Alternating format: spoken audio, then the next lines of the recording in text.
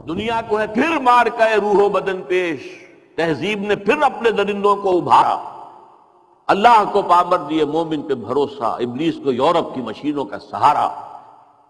گفتند جہان ماں آیا بتومی سازد، گفتم کے نمی سازد، میں نے کہا نہیں مجھے پسند نہیں، گفتند کے برہم زن، فرمایا کہ اچھا توڑ دو پھوڑ دو درہم برہم کر دو، با نشہ درویشی در ساز و دمادم زن، دمادم زن دمادم زن، کیوں پختہ شوی خدرا بر سلطنت جمزم۔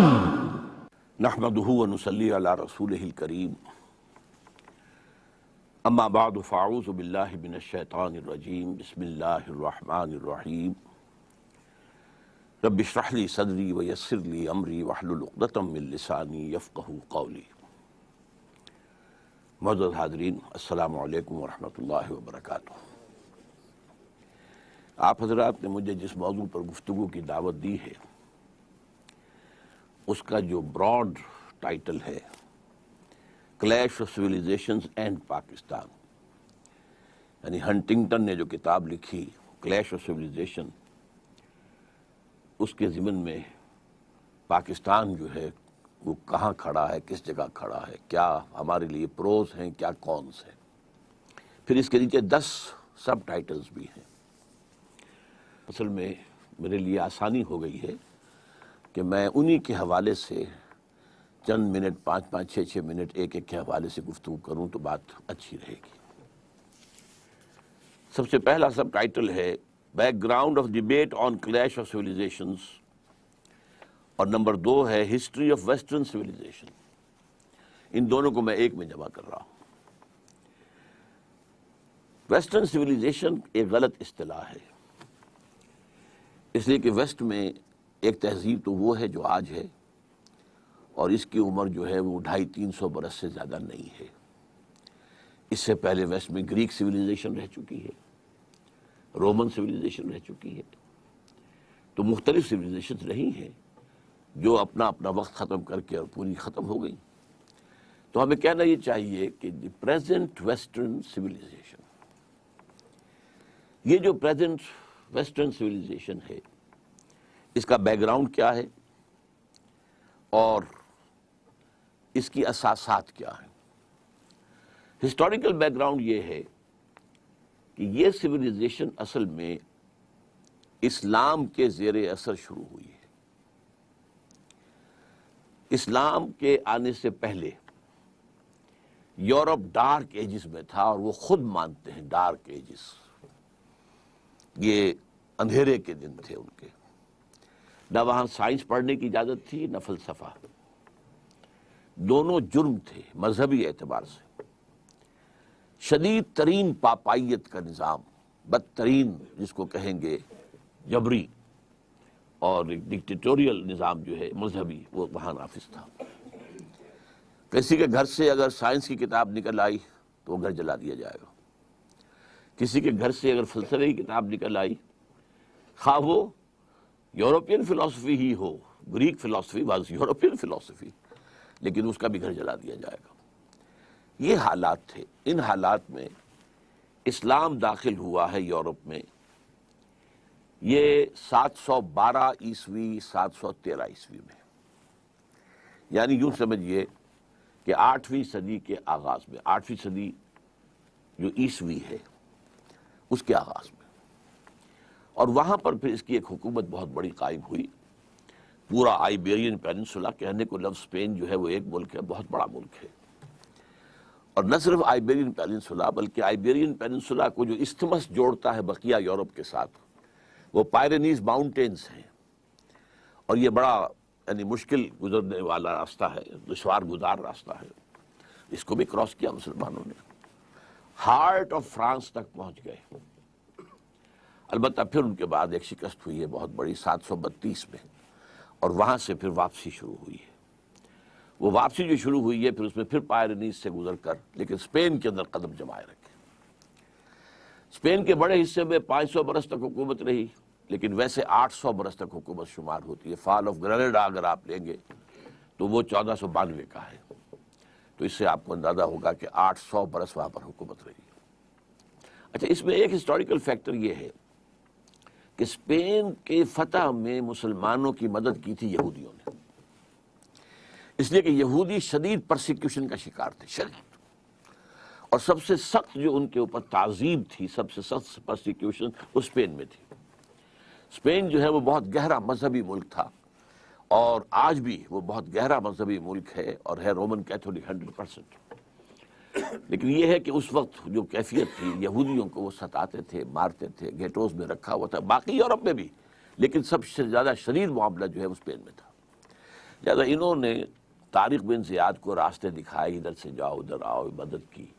نتیجہ کیا نکلا کہ وہاں کے عرب حکمرانوں نے یہودیوں کو سر پر بٹھا لیا۔ چنانچہ یہ وہ بات ہے کہ جو 1967 جو وار تھی، عرب اسرائیلی وار، اس میں جب یہودیوں کو اسرائیل کو فتح حاصل ہو گئی تو جشن منایا انہوں نے پیرس میں، اور بن گوریون نے وہاں پر تقریر کرتے ہوئے کہا تھا، Muslim Spain was the golden era of our diaspora. یہ ڈائسپورا شروع کب ہوا تھا؟ سن 70 عیسوی میں، حضرت عیسیٰ کے رفع سماوی کے 40 برس کے بعد ڈائسپورا شروع ہوا، اس لیے کہ یہودیوں نے رومنز کے خلاف بغاوت کی تھی۔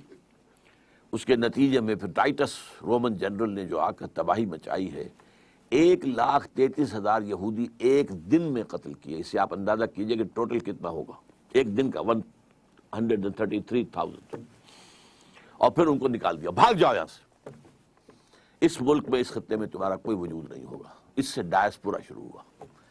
اب جس کا یہاں سیگ سمایا، کوئی یورپ میں چلا گیا، کوئی انڈیا میں آ گیا، کوئی یہ نارتھ افریقن کنٹریز میں اب بھی بیٹھے ہوئے بہت بڑے آرام سے ہیں، بڑے اچھے ٹریڈرز ہیں، ٹرکی میں آ گئے، وہاں پر بھی۔ تو اس طریقے سے یہ پھیلتے چلے گئے، تو یہ ڈائسپورا کہلاتا ہے۔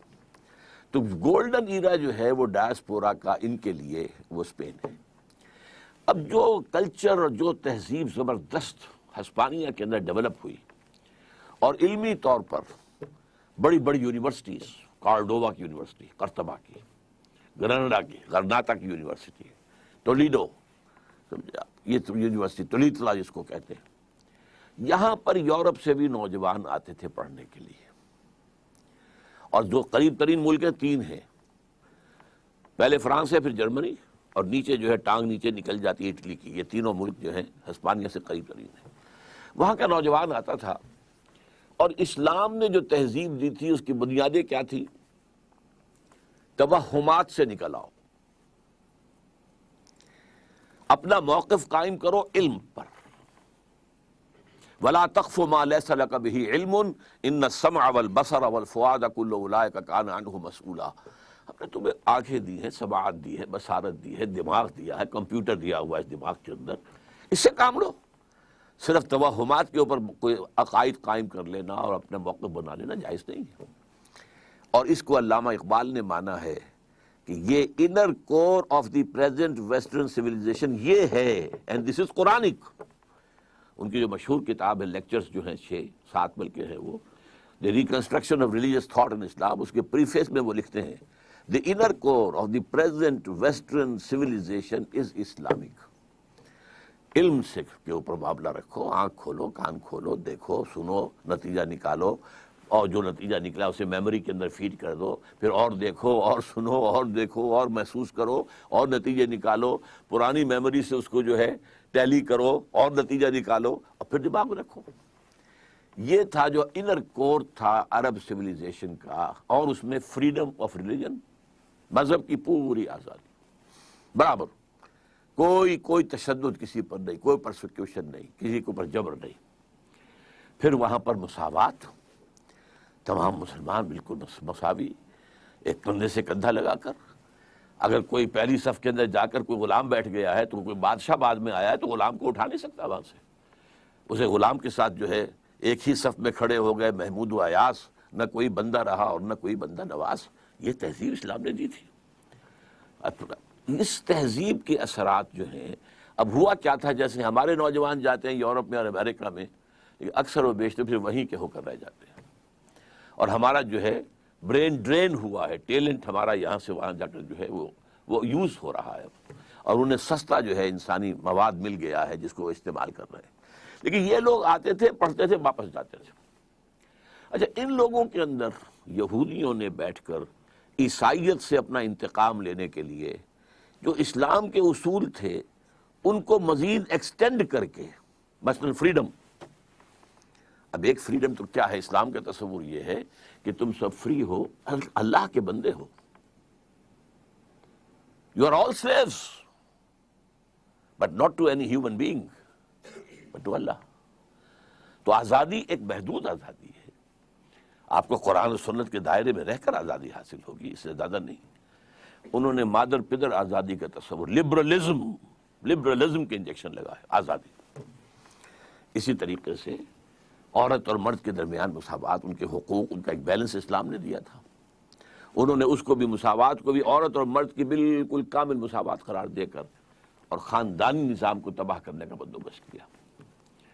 اس طرح سے انہوں نے یہ سویلائزیشن جو ہے رفتہ رفتہ وہاں پھیلی. نتیجہ کیا نکلا؟ کچھ عرصے کے بعد مسلمان تو وہاں سے نکال دیے گئے. 1492 میں یہ ہے فال آف گرناڈا، غرناطہ کا سقوط غرناطہ. مسلمان تو ختم ہو گئے، یہودی اور مسلمان دونوں ختم کر دیے گئے، الا ان کے کہ جنہوں نے عیسائیت قبول کر لی، دل سے کی یا جھوٹ موٹ کو کی، لیکن جو بھی عیسائی ہو گئے وہ بچ گئے. ورنہ کوئی مسلمان نہیں بچا، کوئی یہودی نہیں بچا پورے آئیبیرین پیننسولا میں.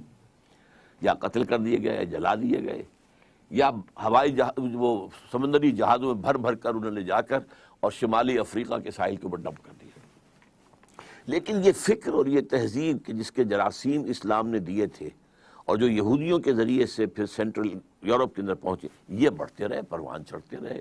انہوں نے واقعتاً یہ کہ بہت سے نتائج پیدا کیے.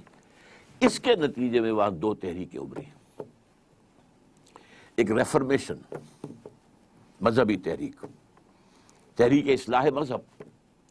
یعنی یہ کیا تماشا ہے، ایک شخص ہے پوپ بنا بیٹھا ہوا ہے بادشاہ، اور جو لفظ اس کی زبان سے نکل جائے that is the law. Who is he? We have Bible with us. We can read Bible with us. We can follow it. Pope کے خلاف بغاوت. پروٹیسٹنٹ مذہب پیدا ہوا. پروٹیسٹ کہتے ہیں کسی احتجاج. یہ احتجاج تھا، پروٹیسٹ تھا وہ ٹرینی کے خلاف کہ جو پوپ کی حکومت کی شکل میں موجود تھی. نمبر ایک. نمبر دو یہ کہ اب وہ جو دروازے کھل گئے علم کے، تو سائنس کی ترقی شروع ہوئی. اب کھول آنکھ، زمین دیکھ، فلک دیکھ، فضا دیکھ، مشرق سے ابھرتے ہوئے سورج کو ذرا دیکھ. اب انسان نے دیکھنا شروع کیا، نتائج نکالنے شروع کیے. تو اکتشافات کا دور شروع ہوا، ڈسکوریز کا، انکشافات کا. پھر جو ہے چیزیں جو ہے ایجاد کی گئیں، ایجادات کا دور شروع ہوا. تو ایک فزیکل سائنسز، اچھا اسی کا نام رینیساں ہے، یا رینیسانس یا رینیسانس جس کو کہتے ہیں. یہ ہے تحریک احیاء العلوم. یہ علم بھی آزاد ہو گیا اور مذہب بھی آزاد ہو گیا. اور اس معاملے میں سب سے سبقت کرنے والا ملک جو ہے وہ انگلستان. سب سے پہلی بغاوت جو ہے پوپ کے خلاف وہ انگلستان نے کی. چرچ آف انگلینڈ اپنا علیحدہ بنا لیا، پوپ سے disconnected. We have nothing to do with you. اور سب سے پہلا دوسرا انہوں نے کیا کام کیا؟ اب تین چیزیں انہوں نے پیدا کی ہیں یورپ کے اندر. اب یہ ایک لمبا پروسیس ہے، کئی صدیوں پہ پھیلا ہوا ہے. یہ کوئی ایک دو چار دن کی بات تو نہیں ہے. وہ جو حفیظ کہتا ہے کہ تکمیل اور تدوین فن میں جو بھی حفیظ کا حصہ ہے، نصف صدی کا قصہ ہے، 2-4 برس کی بات نہیں. یہ 3-4 صدیوں کی بات ہے جو میں آپ کے سامنے چند الفاظ میں رکھ رہا ہوں. نمبر 1 انہوں نے ایجاد کیا سیکولرزم. مذہب کا ریاست سے کوئی تعلق نہیں. Keep your religion with you اور in your places of worship. مذہب ہوگا چرچ میں، سینیگوگ میں، مسجد میں. ریاست سے، سیاست سے، ملکی قانون سے کوئی تعلق نہیں. تو لبرل سیکولر سیاست یہ یہود کی ایجاد ہے. نمبر 2 انٹرسٹ حرام تھا، سود دونوں طرح کا، یوزری بھی اور کمرشل انٹرسٹ بھی، دونوں حرام تھے جب تک پوپ کا اقتدار تھا. اس کے خلاف کیلوین کے ذریعے سے کتاب لکھائی گئی اور پھر اس سے انٹرسٹ کو جائز قرار دیا گیا. لہذا سب سے پہلا بینک جو ہے وہ بھی انگلینڈ میں قائم ہوا، بینک آف انگلینڈ. معیشت اب سود کی بنیاد پر، جوئے کی بنیاد پر، یہ معیشت اس سے چلے گی. تیسرا کام انہوں نے یہ کیا، یہ ان کا انتقام تھا عیسائیوں سے اور یورپ سے بدلہ لینے کے لیے کہ ان میں بد اخلاقی، فحاشی، بے پردگی، عریانی، فری سیکس، اسے رواج دو، میک دم اینیملس. بھول جائیں یہ کہ کیا شرم کیا ہوتی ہے اور حیا کس چیز کا نام ہے. یہ سب میک دم اینیملس. جیسے حیوانات ہوں، درندے ہوں، ظاہر بات ہے کہ سیکشول ان کا ایکٹ جو ہے پبلک میں ہوتا ہے، کھل کر ہوتا ہے. تو آپ زو میں جا کر دیکھ لیجیے، وہ ہو رہا ہے جو کچھ ہوگا. لہٰذا یہ کیا تماشا بنا رکھا ہے. یہ ساری چیزیں ان کے پروٹوکالز کے اندر لکھی ہوئی ہیں جو سائن ہوئے ہیں 1897 میں بیسل میں. اس میں چیزیں لکھی ہوئی ہیں، ہم نے یہ کام کرنے ہیں.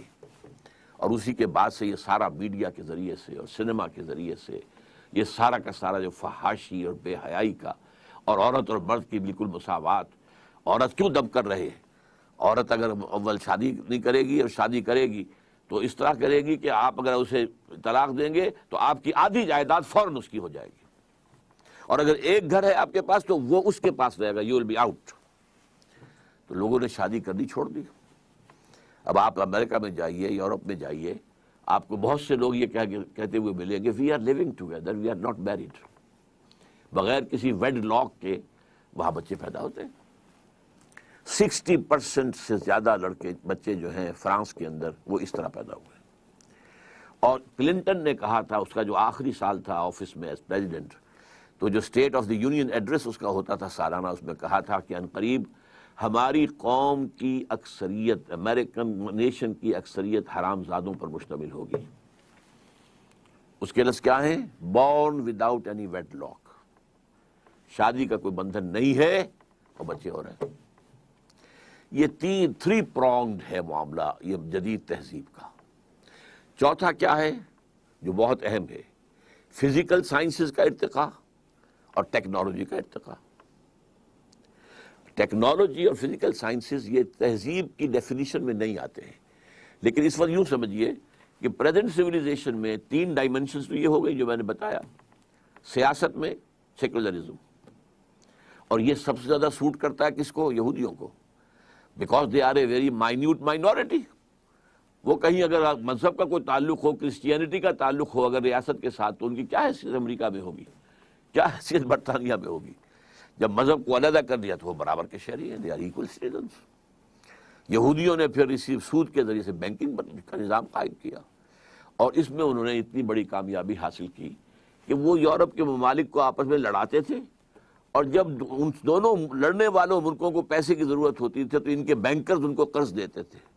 منہ مانگے ریٹس جو ہیں انٹرسٹ کے وہ ان سے لیتے تھے. اس طریقے سے سازشیں کر کے جنگیں کرانا، اور جنگ کے دونوں جو ہیں سائڈز ان کو قرض دینا اور پیسہ بنانا ان کے پاس. نتیجہ یہ نکلا کہ پچھلی صدی کے اسی زمانے میں، یوں سمجھیے آج ہم 2006 میں بیٹھے ہیں، 1905 میں گئے تھے علامہ اقبال، 1001 سال پہلے، 101 سال پہلے. لیکن انہوں نے وہاں مشاہدہ کر لیا تھا کہ اسی بینکنگ کے نظام کی وجہ سے فرنگ کی رگے جاں پنجے یہود میں ہے. They are controlling. بینکنگ کے نظام کے ذریعے سے وہ کنٹرول کر رہے ہیں. تو تہذیب کے جو سمجھیے بے شرم بے حیا معاشرت، خاندانی نظام کی تباہی، بے خدا بے دین لبرل سیاست، سود اور جوئے پر مبنی آزاد معیشت، اور چوتھی چیز جس کو میں اب اس وقت میرے سامنے مثال آئی ہے، پہلے کبھی نہیں آئی، جیسے 4th ڈائمنشن کہتے ہیں. یہ جہاں ہم بیٹھے ہیں ایک لمبائی ہے، ایک چوڑائی ہے، ایک اونچائی ہے. یہ 3 ڈائمنشنل اسپیس کا کانسیپٹ ہے. لیکن یہ کہ آپ کو معلوم ہے کہ آئنسٹائن نے آ کر جو کانسیپٹ دیا، time is the 4th dimension of space, and that is the most important. Visible نہیں ہے، it's the 4th dimension of space. اسی طرح اس تہذیب کے جو 4th ڈائمنشن ہے وہ فزیکل سائنسز اور ٹیکنالوجی ہے. یہ ہے موجودہ. اب چونکہ اس یہ سائنس سے اور ٹیکنالوجی سے قوت بڑھ گئی تو یہ پھر نکلے. یورپ سے جو نکلے ہیں ادھر گئے تو امریکہ کو فتح کیا. امریکہ کے جو وہاں کے رہنے والے لوگ تھے ان کا تقریباً نام و نشان مٹا دیا، اس لیے کہ وہ ذرا مہذب نہیں تھے، وحشی تھے. اور وحشی لوگ غلام ہونا پسند نہیں کرتے، مرنا پسند کرتے ہیں، لہذا انہوں نے اپنی تباہی جو ہے قبول کر لی، غلامی قبول نہیں کی۔ لیکن اس کے بعد ان کا جو آیا ہے سیلاب، 1492 میں فال آف اسپین ہوا ہے، فال آف گرینڈا، 1498 میں واسکو ڈی گاما نے راستہ تلاش کر لیا round the good Cape of Good Hope, اور پورا مشرقی ایشیا جو ہے یہ یورپین طاقتوں کے، اب وہ نئے اسلحہ کے ساتھ آئے تھے، بارود کا استعمال یہاں کون جانتا تھا، گنز کس کے پاس تھی، لہذا وہ فتح کرتے چلے گئے، اور پوری دنیا میں وہ تہذیب جو ہے پھیل گئی۔ اور اس تہذیب کے پھیلنے میں جہاں اس کا بھی دخل ہے کہ اٹھنے والی قوموں کے اندر کوئی اچھے اوصاف ہوتے ہیں، ہارڈ ورکنگ ہوتے ہیں، زبان کے پکے ہوتے ہیں، تو نئی نئی ابھرتی ہوئی قومیں تھیں، ان کے اندر یہ باتیں تھیں۔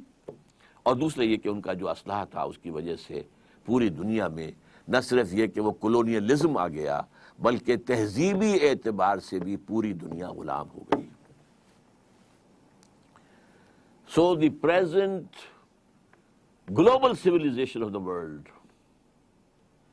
it is by origin European,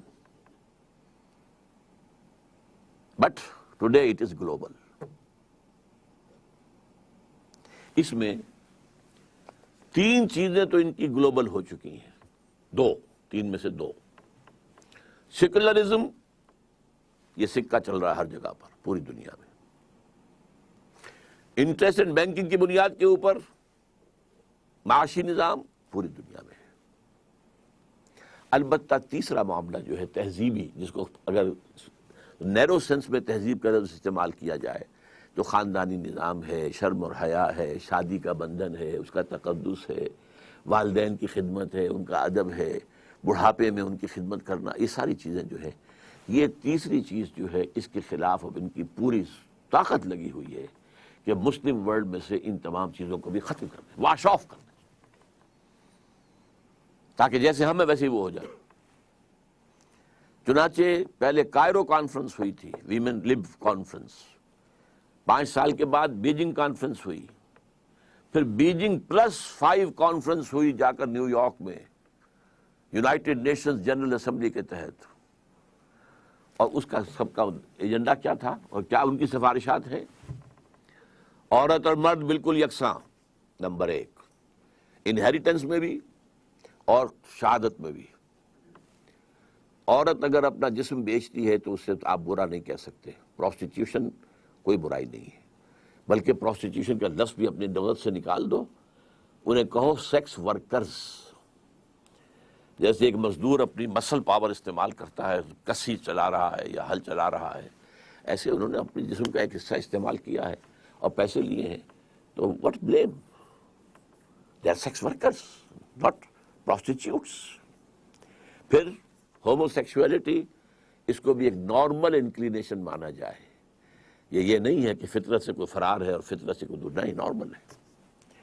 اچھا، عورت اول تو شادی کرے گی نہیں کرے گی تو گھر کا کام کاج کرنے کی وہ پابند نہیں ہے، اگر کرے گی تو ویج لے گی اپنے شوہر سے، اگر گھر کا کوئی کام کرے گی۔ اور یہ بھی بچے پیدا کرنا بھی کوئی اس کا فرض نہیں ہے، اگر وہ حمل اور ولادت کے سختیوں سے گزرے گی تو بھی ویجز لے گی مرد سے۔ یہ ایجنڈا دنیا کو دیا گیا ہے بیجنگ +5 کانفرنس یونائٹڈ نیشنز کی جنرل اسمبلی کے تحت۔ تو یہ ہے پریزنٹ سویلائزیشن، اور اس کا جو اثر ہے عالم اسلام پر، کہ دو چیزیں تو پوری طور پر، ایک تو یہ کہ ٹیکنالوجی تو چھائی گئی، لیکن یہ کہ تہذیب کے عناصر میں سے دو پورے طور پر پورے عالم اسلام میں ہے، پورے دنیا میں بھی ہے۔ تیسرا البتہ جو ہے اس میں ابھی کچھ ہم تھوڑا بہت ریلیکسٹنس شو کر رہے ہیں، لیکن billions and billions of dollars جو ہیں وہ NGOs کو جو دیے جا رہے ہیں وہ اسی کام کے لیے دیے جا رہے ہیں۔ تیسرا سوال آپ کا جو ہے میرا خیال ہے کہ میں نے کور کر لیا ہے، values and institutions of western civilization. Values بھی سامنے آ گئیں، انسٹیٹیوشن بھی سامنے آ گئیں۔ سب سے بڑا انسٹیٹیوشن پارلیمنٹ، سب سے بڑا انسٹیٹیوشن بینک، باقی یہ ہے کہ جو بھی ایک فری سیکس، یہ ان کے انسٹیٹیوشنس ہیں۔ Why did Western civilization become so powerful؟ اس کا جواب بھی میں دے چکا ہوں۔ نمبر 1، ایک تو یہ کہ ان کے پاس جو ٹیکنیکل طاقت تھی اس کا مقابلہ کرنے والے دنیا میں کوئی تھے ہی نہیں۔ There was no match۔ Number دو یہ کہ یہ ذرا نیسنٹ ہیومن پوٹینشل تھا، اور یہ ایک فلسفہ ہے ہسٹری کا، فلاسفی آف ہسٹری، کہ ایک قوم اٹھتی ہے، پوری قوت کو پہنچتی ہے، جوان ہوتی ہے، پھر ادھیڑ ہوتی ہے، اور پھر بوڑھی ہو جاتی ہے، پھر مر جاتی ہے۔ یہ قومیں ابھری، یہ اپنے ان ڈارک ایجز سے نکل کر آئیں، جو وحشت کا دور تھا اور وحشیانہ جو انداز ان کا تھا اس سے نکل کر آئیں۔ تو ان کے اندر ایک طاقت تھی، نیسنٹ پوٹینشل جس کو میں کہہ رہا ہوں۔ یہ اسپینگلر کا ویو ہے جو میں نے ابھی آپ کو بتایا ہے کہ نیشنز اینڈ سویلائزیشنز وہ پیدا ہوتی ہیں، پھر بچپنا لڑکپن آتا ہے، پھر اس کے بعد جوانی آتی ہے، اس کے بعد ادھیڑ ابھر آتی ہے، اس کے بعد وہ بوڑھی ہو کر مر جاتی ہے۔ تو یہ تہذیب ابھی ویسے اپنی جوانی سے گزر آئی ہے، یہ اگر کھڑی ہے تو ٹیکنالوجی کے بل پر کھڑی ہے، اپنی تہذیب کے بل پر نہیں، اپنی طاقت ٹیکنالوجی، جو کچھ ہتھیار نیا سا نیا میدان میں لے آتے ہیں۔ آپ کو معلوم ہے کہ افغانستان میں روس کو بھگانے والا، ویسے تو کہنے کو ہم کہہ دیتے ہیں اور صحیح بھی ہے، کہ جو جذبہ شہادت تھا یہ افغانوں کے اندر، اور وہ غلام رہنا نہیں جانتے تھے، لہذا انہوں نے جانیں دے کر، لیکن پھر یہ کہ ان کو یوز کیا امریکہ نے، ہتھیار بے پناہ، ڈالرز ٹرنک کے ٹرنک بھرے ہوئے آتے تھے، ان میں سے اس بہتی گنگا میں ہمارے جرنیلوں نے بھی ہاتھ دھوئے ہیں، اور کروڑوں اربوں جو ڈالر ہے کمائے ہیں، اور بڑے بڑے ان کے بیٹے جو ہیں، بڑے جو ہیں وہ انڈسٹریلسٹ بن کر آ گئے۔ کہاں سے آ گئے؟ کہاں سے پیسہ آ گیا؟ یہ جرنیل تو کبھی سائیکلوں پر گھوما کرتے تھے۔ بہرحال اس میں آخری فیصلہ کن ہتھیار کون سا تھا؟ Stinger missile. روس بھاگا ہے صرف سٹنگر میزائل کی وجہ سے۔ یہ میزائل کیا ہے؟ ہیلی کاپٹر آیا، گن شپ ہیلی کاپٹر سب سے بڑا ہتھیار تھا رشیا کا، اور اسے بچنے کی کوئی شکل نہیں تھی۔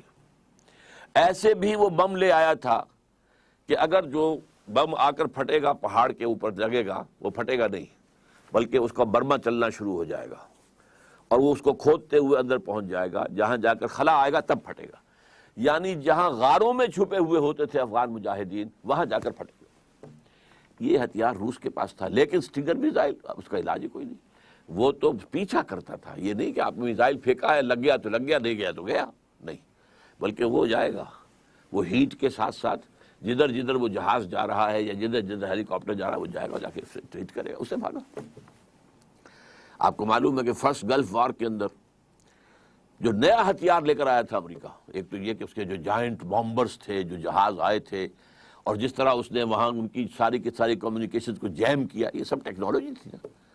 لیکن وہ سکڈ میزائل لے کر بیٹھا ہوا تھا صدام حسین، اس کا خیال تھا کہ میرے پاس بڑی طاقت ہے، میں یہاں سے تل ابیب کو اڑا سکتا ہوں۔ تو سکڈ میزائل کا توڑ امریکہ لا کر اس نے دے دیا اسرائیل کو، جو اس کو کہتے ہیں پیٹریوٹ میزائلز، کہ اگر کوئی میزائل آ رہا ہوگا تو یہ راستے ہی میں اس سے ٹکرائے گا، اور ہوا ہی میں وہ دونوں میزائل جو ہے ایکسپلوڈ ہو جائیں گے۔ سکڈ میزائل کا علاج نکال دیا۔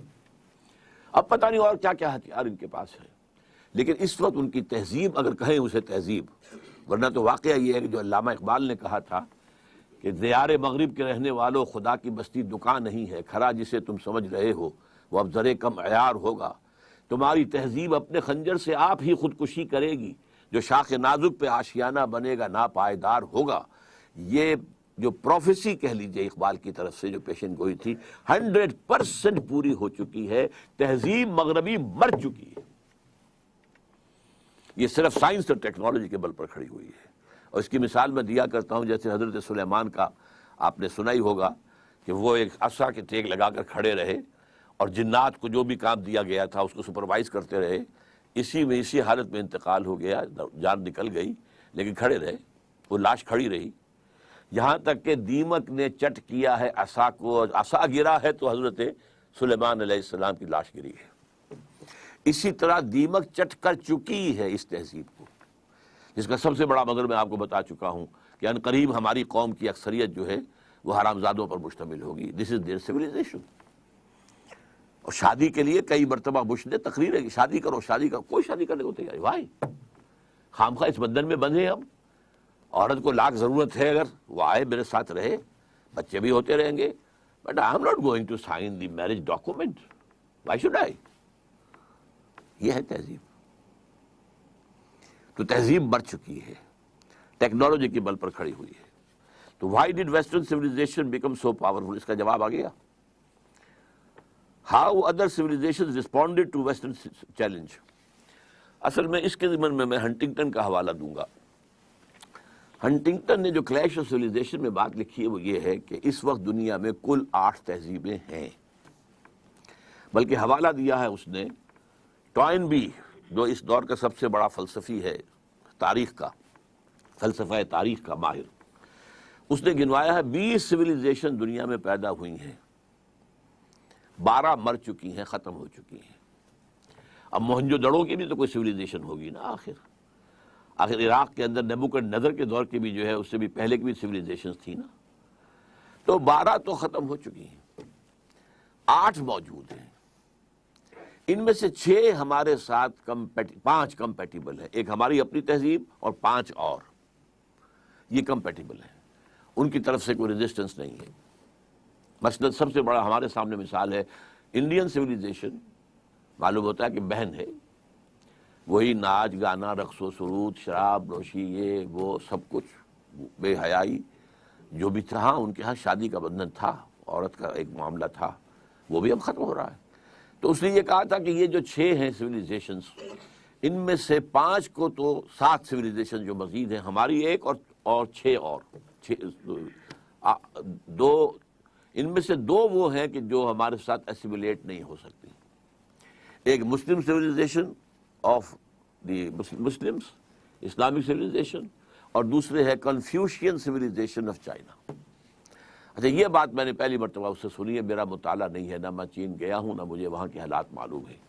البتہ یہ کہ جب یہ میں نے چیز پڑھی تھی اس کے بعد ہی کچھ ہی عرصے کے بعد نیوز ویک کا ایک پورا شمارہ آیا تھا خاص، اور وہ تھا revival of Confucius in China. تو کنفیوشنزم جو ہے وہ گویا کہ وہاں پہ ریوائیو ہو رہا ہے. ان 2 کو کہا ہے اس نے کہ یہ ہمارے لیے they are hard nuts to crack. باقی 5 تہذیبیں جو ہیں یا 6 تہذیبیں جو ہیں، 5 کہنا چاہیے کیونکہ 6ٹھی تو ان کی اپنی ہے اور 2 یہ ہے، تو 8 کل تہذیبیں ہیں. تو یہ ریئیکشن ہے کہ باقی تہذیبوں کی طرف سے کوئی خاص جو ہے کنفرنٹیشن نہیں ہوئی ہے. تہذیب کے حوالے سے اگر کسی درجے میں مقابلہ کیا ہے تو صرف مسلمانوں نے کیا، لیکن وہ بھی صرف 3rd لیول پر. ریاست کی سطح پر سیکولرزم پورا تمام اسلامی ورلڈ جو ہے وہ قبول کر چکی ہے. انٹرسٹ بینکنگ کی بنیاد پر معیشت کا نظام پوری مسلم ورلڈ قبول کر چکی ہے. صرف جو لوور اسٹیٹم ہے، دی لوئسٹ اسٹیٹم آف سوسائٹی، یہ شرم حیا، کوئی شادی بیاہ کے معاملات، کوئی جو ہے عصمت اور عفت کی بھی کوئی اہمیت، اور یہ کہ خاندان کی فیملی کی لائف کا بھی کوئی اہمیت ہے، خاندان کے ادارے کے مضبوط ہونے کی بھی کوئی ضرورت ہے، بڑے بوڑھوں کی خدمت کرنا جو ہے وہ گویا سے ایک طرح کی عبادت. یہ ساری چیزیں جو ہیں یہ ابھی کچھ باقی ہیں، اور اس میں صرف مسلمانوں نے رجسٹ کیا ہے. باقی دنیا میں کسی اور سیویلائزیشن نے میری معلومات کی حد تک رجسٹ نہیں کیا. اور یہی وجہ ہے چونکہ میں امریکہ آتا جاتا رہا ہوں. اب تو مجھے خیر 5 سال ہو گئے کہ میں نہیں جا سکا. 9/11 کے بعد تو انہوں نے مجھے ویزا دینا بند کر دیا. لیکن یہ کہ اس سے پہلے میں وہاں جا کر دیکھتا رہا ہوں کہ وہاں پر وہ جو ہے تہذیب، اس کا تو خاتمہ ہو چکا ہے. بالکل فیملی سسٹم بالکل ختم ہو چکا ہے، تباہ و برباد ہو چکا ہے. شادی کے واس کہتا رہا ہے بش، لیکن شادی کرنے کو لوگ تیار نہیں ہیں. اور سب سے بڑی شکایت انہیں مسلمانوں سے کیا ہے؟ جو یہاں پر آیا ہے ہمارے ملک میں، یونائٹڈ اسٹیٹس آف امریکہ میں، وہ ہمارے ساتھ مرج ہو گیا. وہاں چینی گئے ہیں، وہاں کورینز گئے ہیں، وہاں ویتنامیز گئے ہیں، وہاں انڈینز گئے ہیں، بے شمار گئے. بلکہ جو 100 سال پہلے وہاں عرب گئے تھے وہ بھی ان کے اندر پورے طور پر وہ بالکل ضم ہو چکے ہیں، ان کی تہذیب میں مدغم ہو چکے ہیں. لیکن یہ کہ اب جو 1970 کے بعد جو ایک امیگریشن ہوئی ہے بہت بڑے پیمانے پر، اور ہمارے یہاں سے ڈاکٹرز اور انجینئرز اور لائرز وغیرہ وغیرہ گئے ہیں، اور پورے عالم اسلام سے لوگ آئے ہیں، انہوں نے، ان کا کہنا یہ ہے کہ یہ لوگ اپنی آئیڈینٹی برقرار رکھتے ہیں، یہ ہمیں مکس نہیں ہوتے. ہماری پارٹیز میں نہیں آتے کہ شراب نہیں پینی ہے. ہمارے اور سوشل فنکشنز ہوتے ہیں وہ مکسڈ ہوتے ہیں، وہ نہیں آتے ہیں. اور بہت سے لوگ ہیں جو کر رہے ہیں، لیکن بہت سے لوگ وہ ہیں جو نہیں کر رہے. انہوں نے اپنے اسلامک سینٹرز بنا لیے ہیں. تو یہ ہمارے ہاں ایک اپنی آئیڈینٹی برقرار رکھے ہوئے ہیں. یہ انہیں سب سے زیادہ کھلنے والی بات ہے. How other civilizations responded to western challenge, یہ میں نے آپ کے سامنے رکھ دیا. How Muslim responded to western challenge وہ میں آپ کے سامنے رکھ چکا ہوں. دو چیزیں 100% قبول کر چکے ہیں، اور تیسری چیز کے لیے اب جو جد و جہد ہو رہی ہے، ایک ہی حکم اور ایک ہی آرڈیننس، اور 30% عورتیں گھروں سے نکل کر آ کر اسمبلیوں کے اندر پہنچ گئی. یہ مکسڈ جو ہے ایک ثقافت پیدا کرنے کا سب سے بڑا کام تھا، اور سب سے بڑا جرم ہے میرے نزدیک مذہبی جماعتوں کا کسی نے پروٹیسٹ نہیں کی. ان کی گھٹی میں انتخابات پڑے ہوئے گھٹی کے اندر، خدر یہ تھا کہ اگر رجسٹ کریں گے تو انتخاب نہیں کرائے گا یہ. اور نظر آ رہی تھی کچھ جیسے بلی کو جو ہے خواب میں نظر آتے ہیں چھیچڑے لٹکے ہوئے، ایسے انہیں وہ اپنے یہ سارے جو بھی ان کو حاصل ہے مراعات وہ نظر آ رہی تھی، لہذا کسی نے کچھ نہیں کہا. ٹھیک ہے، ورنہ پوری دنیا میں کہیں نہیں ہے. ڈیموکریسی کا باپ امریکہ ہے، وہاں ایسا ہے. پہلی مرتبہ کہتے ہیں 16% عورتیں جو ہیں وہاں کی جو کانگریس کے اندر ہو گئی ہیں فار دی فرسٹ ٹائم. 33% کا کیا سوال، بھارت میں کہاں ہے؟ اور وہ عورتیں جو ہیں ان کی کوئی فکسڈ کوٹا نہیں ہے وہاں پر. ہاں کوئی عورت ہے وہ اپنا الیکشن لڑتی ہے، ہمارے ہاں بے نظیر لڑتی رہی ہیں، یہ عابدہ امام جو ہیں وہ لڑتی رہی ہیں، عورتیں لڑتی رہی ہیں. شاید تہمینہ دولتانہ نے بھی لڑا ہوگا، واللہ عالم. لیکن یہ کہ وہ اپنے مقابلہ کر کے سامنے آتے تھے، یہ نہیں تھا کہ اب جو ہے پروونشل اسمبلی کے ممبرز بیٹھے ہوئے وہ عورتوں کو جو ہے وہ 33% عورتوں کو نامینیٹ کریں گے، اور اب ان کے جو بھی انٹرسٹ ہوں گے اس سے وہ خود کیا حاصل کرنا چاہیں گے اس کا آپ اندازہ کر لیجئے، مجھے کچھ کہنے کی ضرورت نہیں ہے. Why have Muslims failed in their response to the West? ہماری فیلیور کا سب سے بڑا سبب یہ ہے، میں ایک تو بیان کروں گا وہ اسپینگلر کا پوائنٹ آف ویو. تہذیبیں اور قومیں اٹھتی ہیں، اپنے عروج کو پہنچتی ہیں، پھر گرتی ہیں، پھر ختم ہو جاتی ہیں. 12 تہذیبیں ٹوائنبی کے نزدیک ختم ہو چکی ہیں. ہمارا بھی معاملہ یہ تھا کہ ہمارا ایک اوپر کی جو موومنٹ تھی، اپر موومنٹ، وہ عربوں کی زیر قیادت تھی. عرب قوم، nascent potential from the desert area, فطرت کے مقاصد کی کرتا ہے نگہبانی، یا بندہ صحرائی یا مرد کوہستانی. بندہ صحرائی. اس کے بعد کیا ہوا؟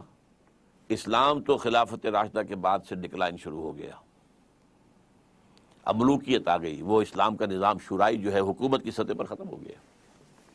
لیکن عرب بڑھتے گئے بڑھتے گئے بڑھتے گئے بڑھتے گئے، پھر بوڑھے ہو گئے، پھر مر گئے. ان کی موت کے لیے 2 چیزیں ذہن میں رکھیے. پہلے کروسیڈرز نے آ کر ان کی جو ہے پٹائی کی، لاکھوں کو قتل کیا ہے. یہ جب 1099 میں یروشلم فتح کیا ہے کروسیڈرز نے، تو جتنا قتل عام ہوا ہے کہ گھوڑوں کے گھٹنوں تک خون کی ندیاں بہہ رہی تھیں یروشلم کی گلیوں کے اندر. اور یہ لکھنے والے ویسٹرن جو ہیں آتھرز ہیں، انہوں نے شرم کے ساتھ سر جیسے معلوم ہوتا ہے کہ نیچے کیا ہوا ہے، اور شرما کر بات لکھ رہے ہیں. حقیقت کو لکھا ضرور ہے انہوں نے. اور اس کے بعد تاتاریوں کے ہاتھوں آئے اور کروڑوں مسلمان قتل ہوئے. Not lakhs, note it, literally کروڑوں. پوری خارزم شاہ کی حکومت عظیم ترین، دی گریٹر خراسان، دی خراسان بزرگ، دی گریٹر خراسان، ختم. ایسا بھی کیا ہے کہ ایک شہر کی ساری آبادی کو قتل کیا اور ان کے دھڑ تو پھینک دیے، صرف سر جو ہے سرے ایک جگہ جمع کیے، ایک پہاڑی کی شکل دی ان کو، اس کے اوپر تخت جمایا گیا، اور کسی تاتاری وحشی سردار نے اس تخت پہ بیٹھ کے شراب پی. This happened in the 13th century of Christian era. 1258 میں فال آف بغداد کے ساتھ عرب قوم کی موت واقع ہو گئی. قومیں رہتی ہیں، اس کے بعد ان کے لیے قیادت نہیں تھی. اس کے بعد سے مسلم ورلڈ کی، مسلم امہ کی قیادت عربوں کے ہاتھ میں نہیں ہے. ہاں اللہ کی طرف سے یہ معجزہ ہو گیا، جنہوں نے کروڑوں مسلمانوں کو قتل کیا تھا وہ خود اسلام لے آئے. ہے آیا فتنہ تاتار کے افسانے سے، پاسباں مل گئے کعبے کو صنم خانے سے. اس کے بعد 4 عظیم ترین مملکتیں جو بنی ہیں انڈیا میں، کون تھے یہ؟ خاص طور پر مغل، ترکان تیموری، یہ ترک تھے. ایران میں ترکان صفوی، دی صفوید ٹرکس، پھر دی سلجوق ٹرکس مڈل ایسٹ کے اندر سلجوقی، اور اناطولیہ سے جو ایشیا مائنر سے شروع ہو کر جو نکلے ہیں پھر آٹومان ٹرکس. تو آپ کو معلوم ہے کہ یورپ کا مشرقی حصہ پورا فتح کیا. ویانا کی سیج تک گئے ہیں، وہاں سے واپسی شروع ہوئی ہے. جیسے حضور کے زمانے میں ٹورز تک پہنچ گئے تھے، تقریباً 200 میل رہ گیا تھا پیرس حضور کے بعد صلی اللہ علیہ وسلم. حضور کا انتقال تو 632 میں ہو گیا ہے، اس کے بعد جو ہے 732 میں وہ شکست ہوئی ہے وہاں پر. اسی طرح ویانا کا جب اٹھانا پڑا ہے محاصرہ تو وہاں سے بیکورڈ موومنٹ شروع ہوئی ہے. لیکن یہ کہ یورپ کا بہت بڑا حصہ جو ہے ترکوں کے زیر نگی رہا ہے. 400 برس تک خلافت بھی ان کے پاس رہی. پھر ڈاؤن فال آ گیا. اب ہم اس دوسرے ڈاؤن فال کے لوئسٹ ایب پر کھڑے ہوئے ہیں، اور یہ لوئسٹ ایب شروع ہوا ہے 1924 سے. 1924 میں خلافت ختم، صرف ایک سمبل تھا، a symbol of Muslim unity, ختم. اور سن 14 سے 18 تک کی جو جنگ تھی اس کے نتیجے میں great Ottoman empire just vanished from the surface of the earth, اور at least I can say from the map of the world. زمین تو ختم نہیں ہوا کرتی نا، لیکن یہ کہ بھارت ایٹومان امپائر کہاں تھی یہ آج کوئی بھی نہیں بتا سکتا. کہاں بتائیے ذرا نقشے کے اندر کہاں تھی؟ ختم. حصے بکھرے ہو گئے عالم اسلام کے. بغاوت کروائی تھی ترکوں کے خلاف اربوں سے. کرنل لارنس، اس نے جو بغاوت کروائی ہے، یہ جو شاہ بیٹھا ہوا حسین کا اس کا پردادا جو تھا اس نے بغاوت کی تھی اور ترکوں کو ذبح کیا تھا، ترکوں کو قتل کیا تھا. حرم شریف میں قتل کیا ہے ترکوں کو، اس لیے کہ قلعہ موجود تھا. جو لوگ، اب تو وہ ختم ہو گیا قلعہ، جو لوگ کچھ عرصے پہلے گئے ہیں وہاں پر تو پہاڑی جو ہے باب عبدالعزیز کے سامنے وہاں پہاڑی نظر آتی ہے، اور پہاڑی کے اوپر ترکوں کا قلعہ ابھی تک موجود تھا. وہ وہاں موجود تھے، توپیں موجود تھیں، وہ توپیں چلا سکتے تھے، لیکن انہوں نے خانہ کعبہ کو نقصان پہنچانا گوارا نہیں کیا. ان کی نگاہوں کے سامنے ترک جو ہے فوجی وہاں پر ذبح کیے جاتے تھے. اور وعدہ کیا تھا؟ ہم تمہیں آزادی دیں گے. تم ترکوں کے غلام کیوں ہو گئے ہو؟ آزادی کیا دی؟ سب حصے بکھرے کر لیے. عراق انگریزوں کے پاس رہے گا، مصر انگریزوں کے پاس رہے گا، شام فرانسیسیوں کے پاس رہے گا، فلسطین کا بھی مینڈیٹ انگریزوں کے پاس رہے گا، لیبیا اطالویوں کے پاس رہے گا، الجزائر فرانس کے پاس رہے گا، وغیرہ وغیرہ، موریٹانیہ اسپین کے پاس رہے گا، وغیرہ وغیرہ. تو یہ لوئسٹ ایب تھا. تو ہم اس اعتبار سے اس وقت تاریخی پہلو سے وہ اپنے دو عروج دیکھنے کے بعد، پہلا عروج under the leadership of the Arabs, دوسرا عروج under the leadership of the tricks. اب یہ دونوں نیچے زمین پر پڑے ہوئے ہیں. ایک تو یہ ہے جو حقیقت ہے جس کو سمجھنا چاہیے، اور دوسرے یہ کہ ہمارا اصل سبب کیا ہے. اسے میں کہوں گا ایمان کی کمزوری. مغرب کا فلسفہ جب ہمارے سر پر آ کر سوار ہو گیا تو اس سے ہمارے ایمان کی جڑیں کھد گئی. مسلمان تو ہم رہ گئے، مومن نہیں رہے. وہ جو پرسنل کنوکشن ہوتی ہے، یقین، جس کو اقبال کہتا ہے یقین پیدا کرے ناداں یقین سے ہاتھ آتی ہے، وہ درویشی کے جس کے سامنے جھکتی ہے فغفوری. یقین نہیں رہا. یقین کہاں ہے؟ We have only a racial creed. یہ ہمارا ایک نسلی عقیدہ ہے جو والدین سے ہمیں منتقل ہو گیا ہے. We are Muslims only because we were born of Muslim parents, that's all. Do we really believe in Allah? Do we really believe He is all powerful? Do we really believe He is present everywhere? Do we really believe in the life hereafter? That it is the real life and it is the eternal life. Do we believe? جانبداری نہ کیجیے، اپنے گریبانوں میں جھانکیے. اور یہ تو آپ لوگ وہ ہیں جن کا ایک دینی ذوق ہے، مزاج ہے، آپ سوچ رکھتے ہیں، آپ چل کر آئے ہیں یہاں. آپ لوگوں کا کیا حال ہے؟ چاہے وہ جدید تعلیم یافتہ لوگ ہیں اور چاہے وہ عوام الناس ہیں. ایمان کہاں ہے؟ اور ایمان کیوں ختم ہوا یہ بھی نوٹ کر لیجئے. اس کی تشخیص کی تھی 20ویں صدی عیسوی کے مفکر اعظم قرآن سے دوری، قرآن کو بند کر دو، انہیں علم کلام میں الجھا دو، انہیں تصوف میں مگن کر دو، مست رکھو ذکر و فکر صبح گاہی میں اسے۔ قرآن کو بند کر لو، ورنہ قرآن میں تو یہ پڑھیں گے تو ملوکیت کے خلاف بات سامنے آئے گی، بادشاہت کے خلاف، سرمایہ داری کے خلاف، لہذا اس کو بند کر دو۔ اول تو یہ کہ عربی زبان جو ہے وہ ایران نے آ کر بیریئر لگا دیا کہ عربی رک گئی۔ یہ بھی ایک تاریخی حقیقت سے نوٹ کر لیجئے۔ عربین پیننسولا یوں چلتا ہے، نیچے سے چوڑا ہے، اوپر سے تنگ ہے، ادھر سے خلیج فارس آ رہی ہے اور ادھر سے بحر قلزم آ رہا ہے۔ اچھا، اس کے اوپر جو ہے تاج بڑا رکھا ہوا ہے، وہ بھی عرب ورلڈ ہے، عراق عرب اور شام عرب، اور اس کو کہتے ہیں الجزیرہ۔ یہ جزیرہ نمائے عرب جو ہے الجزیرہ ہے۔ یہاں سے اسلام نکلا، مسلمان نکلے، فتوحات شمال میں تو خیر کوہ قاف جو ہے وہ رکاوٹ تھا، زیادہ آگے جا نہیں سکتے تھے، مغرب میں پھیلا، مشرق میں پھیلا، فتوحات تو دونوں طرف یکساں ہوئیں، لیکن کلچرل وکٹری جو ہے وہ ایسٹ میں حاصل نہیں ہو سکی، صرف ویسٹ میں ہوئی، چونکہ شمالی افریقہ جو ہے بیرن تھا، وہاں کوئی کلچر تھا ہی نہیں، وہاں کوئی تہذیب تھی ہی نہیں، نہ کوئی فلسفہ تھا، نہ کوئی ادب تھا، لہذا ویکوم تھا، اس ویکوم کو عربی نے آ کر کیپچر کیا، اور آج پورے شمالی افریقہ کی زبان عربی ہے۔ کیسے ہو گئی؟ That was due to that vacuum of culture۔ عرب آ کر چھا گئے، ان کی تہذیب چھا گئی، ان کی زبان چھا گئی، اور بڑے خوش قسمت رہے کہ اب ان کی مادری زبان ہے جس میں قرآن مجید ان کے پاس موجود ہے۔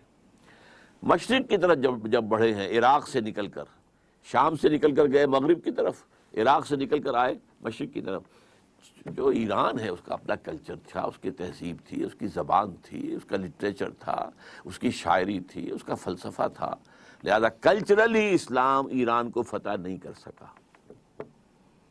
پولیٹیکلی فتح کیا ہے۔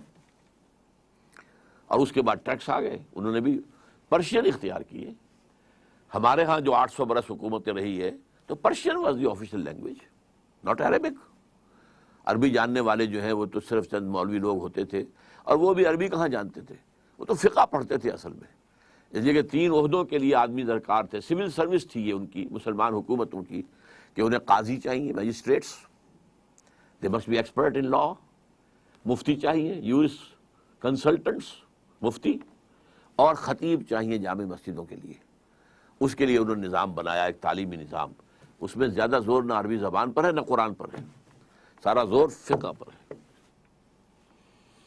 لہذا یہاں پر عربی آئی ہی نہیں، قرآن مجید سے ہمارا تعارف ہوا ہی نہیں۔ یہ تو آج سے تقریباً سمجھیے کہ 300 برس پہلے شاہ ولی اللہ دہلوی رحمۃ اللہ علیہ نے قرآن کو کھولا ہے، فارسی میں ترجمہ کیا ہے، حالانکہ ان کے خلاف بغاوت ہو گئی تھی اور مولویوں نے فساد کھڑا کر دیا تھا، انہیں جرم کیا ہے، ترجمہ کیا ہے، قرآن کا ترجمہ کیا فارسی میں۔ ان کو قتل کرانے کے لیے ولایتی بلا لیے گئے تھے۔ ولایتی کون ہے؟ افغان، ایک دوسرا چونکہ ملک تھا نا، یہ ولایت تھا، یہ افغانستان جو ہے یہ ولایت تھا۔ تو جیسے کہیں سے ہمارے ہاں مکرانی جو ہے وہ جرائم پیشہ لوگ مشہور تھے کراچی میں، مکرانی کی شکل دیکھ کر آدمی ڈرتا تھا، اس طرح یہ افغانی جب آتے تھے ولایتی، تو ولایتی بلا لیے گئے تھے کرائے کے قاتل، اور مسجد فتح پوری جو جہاں سے کہ شروع ہوتا ہے ان کا جو کون سا ہے، چاندنی چوک، وہاں اس کے سرے کے اوپر جو فتح پوری مسجد ہے، اس میں عصر کی نماز کے بعد حدیث کا درس دیتے تھے شاہ صاحب، اور طے یہ تھا کہ جب وہ نکلیں گے تو قتل کر دیں گے وہ پٹھان جو کھڑے ہوئے ہیں۔ لیکن کچھ اللہ نے ان کی ایسا روب ان کے اندر پیدا کر دیا، دہشت پیدا ہو گئی ان کے اندر، ان کے ہاتھ نہیں اٹھے، otherwise he would have been killed. تو قرآن کھولا ہے کچھ تھوڑا سا۔ آج بھی ہمارے ہاں بہت سے مذہبی حلقے ہیں جو قرآن کا ترجمہ کرنے کو غلط کہتے ہیں۔ ایک بہت بڑی تحریک ہے تبلیغی جماعت کی، 15 لاکھ لوگ جہاں جمع ہوتے ہیں، ان کے نزدیک قرآن کا ترجمہ کرنا غلط ہے۔ قرآن پڑھو اور ثواب لو، باقی مسئلہ پوچھنا مولوی سے پوچھو، تم کیوں پڑھتے ہو قرآن؟ تم قرآن پڑھو گے گمراہ ہو جاؤ گے۔ یہ صحیح ہے، نیم حکیم خطرہ جان، نیم ملا خطرہ ایمان۔ اگر آپ اسی طریقے سے پڑھیں گے کہ گہرائی میں نہیں جا رہے ہیں تو آپ گمراہ ہوں گے۔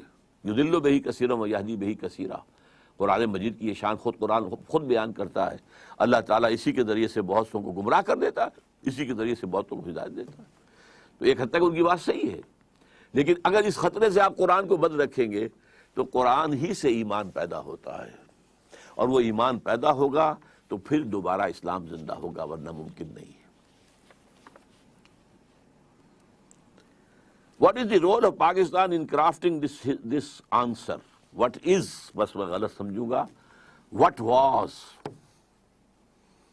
اب وہ رول تقریباً ختم ہو چکا ہے، پاکستان حقیقت میں ایک فیلڈ اسٹیٹ ہے آئیڈیولوجیکلی۔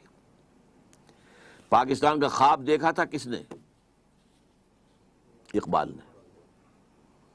اور کیا تھا اس کے سامنے؟ اس نے ایک تو سن 30 کے اپنے خطبے میں پیشن گوئی کی تھی، ہندوستان کے شمال مغرب میں ایک آزاد مسلمان ریاست قائم ہوگی۔ ابھی مشرقی پاکستان کا تصور اقبال کے ذہن میں بھی نہیں تھا۔ An independent Muslim state in the northwest of India، اور کہا تھا ڈیسٹنی ہے، یہ ہو کر رہے گا۔ اور نمبر 2 بات کیا کہی تھی؟ اگر ایسا ہو گیا تو ہمیں ایک موقع مل جائے گا کہ اسلام کے چہرے پر جو بدنما داغ اور دھبے دور ملوکیت میں آ گئے، ظاہر بات ہے خلافت راشدہ تو 30 برس تھی کل، پھر تو بنو امیہ کا دور ہے 90 برس، پھر بنو عباس ہے 500 برس، پھر ترک شہنشاہ ہیں، تو دنیا تو اسلام کو ان سے سمجھتی ہے نا۔ لہذا اسلام کے چہرے پر جو بدنما داغ اور دھبے آ گئے ہیں عرب امپیریلزم کے دور میں، انہیں ہم ہٹائیں اور صحیح اسلام کا ایک نقشہ دنیا کے سامنے پیش کریں۔ That was the idea which was floated by Allama Iqbal in his presidential address of 30th of December 1930۔ یہ تھا اصل میں، اور چونکہ قائد اعظم اس وقت تک وہ قائد اعظم تھے بھی نہیں، مسٹر جناح تھے، وہ ہندوستان کے حالات سے انتہائی مایوس ہو کر سیاست سے کنارہ کش ہو کر جا کر انگلستان میں کوٹھی خرید کر اور لیگل پریکٹس اپنی شروع کر چکے تھے۔ ورنہ انہوں نے انتہائی کوشش کی تھی کہ ہندو کسی طریقے سے کسی ایسے فارمولے پر ایگری کر جائیں جس سے مسلمانوں کو تحفظ مل سکے آزادی کے بعد، ان کا تشخص برقرار رہے، ان کے سیاسی، معاشرتی، دینی، لسانی حقوق جو ہیں وہ قائم رہے۔ لیکن یہ کہ ہوا کیا؟ اگرچہ ہندوؤں نے خطاب دیا، ہی از دی ایمبیسڈر آف پیس، یہ سفیر اتحاد ہے محمد علی جناح، لیکن محمد علی جناح پھر مایوس ہو کر جا کر بیٹھے ہیں۔ تو ایس ایم اکرام صاحب کا نام آپ نے سنا ہوگا، آب کوثر، موج کوثر، روض کوثر، 3 کتابیں ان کی بہت مشہور ہیں۔ وہ اس وقت پڑھ رہے تھے آکسفورڈ میں، یہ 1930 کا واقعہ میں آپ کو بتا رہا ہوں۔ وہ آئے ملنے کے لیے، محمد علی جناح صاحب سے انہوں نے کہا، جناح صاحب آپ کیوں ہندوستان چھوڑ آئے؟ مسلمانوں کو آپ کی قیادت کی ضرورت ہے۔ تو جناح صاحب نے جواب دیا، ہندوز آر انکوریجیبل، ہندو تو ناقابل اصلاح ہے، اور مسلمانوں کا حال یہ ہے کہ ان کا لیڈر جو ہے صبح جو بات مجھ سے کرتا ہے شام تک گورنر کو یا ڈپٹی کمشنر کو بتا دیتا۔ اب میں کیا کروں؟ ایسی قوم کی رہنمائی کیسے کروں؟ لیکن علامہ اقبال نے ایک انجیکشن لگایا تھا 1930 کے اپنے خطبے میں، دوسرا انجیکشن 1932 میں جا کر لندن میں لگایا ہے۔ تیسری گول میز کانفرنس میں شرکت کے لیے علامہ اقبال گئے، محمد علی جناح اس میں شریک نہیں تھے کہ وہ سیاست چھوڑ چکے تھے، لیکن ملاقاتیں ہوئی ہیں، اور ملاقاتوں میں یہی آئیڈیل ان کے سامنے رکھا۔ اور اس کے بعد جو واپس آئے ہیں محمد علی جناح، اور پھر انہوں نے 10 سال 1937 سے لے کر 1947 تک جو اسلام کا راگ الاپا ہے، ہماری تہذیب، ہمارا تمدن، ہمارے قوانین، ہماری معاشرت، ہماری معیشت، ہمارے اصول، ہمارا دستور، کیا پوچھتے ہو مجھ سے دستور کیا ہوگا پاکستان کا؟ پاکستان کا دستور تو 1400 برس پہلے سے طے ہے۔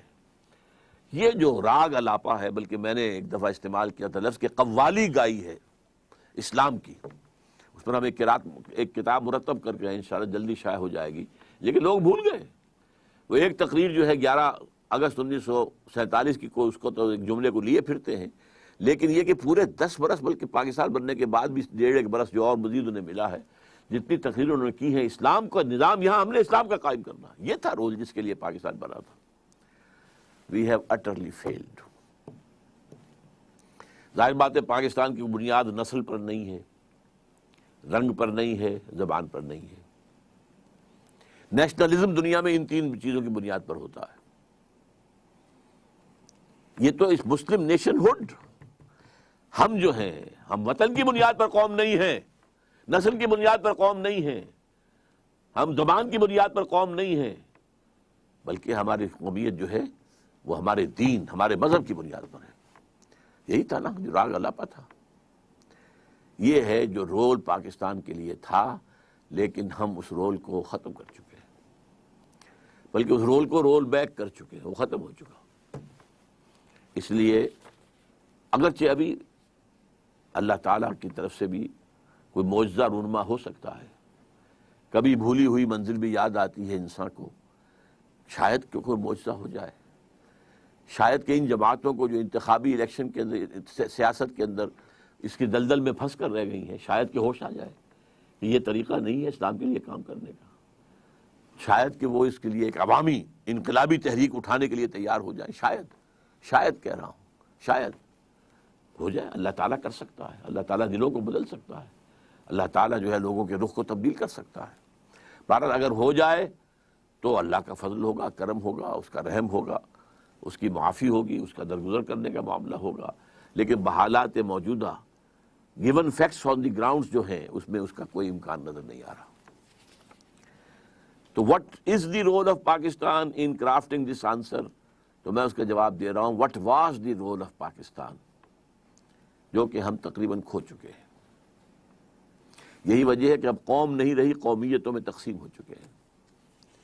اگر پاکستانی مسلمان ایک قوم ہوتے تو کالا باغ ڈیم کبھی کا بن چکا ہوتا۔ They are not one nation۔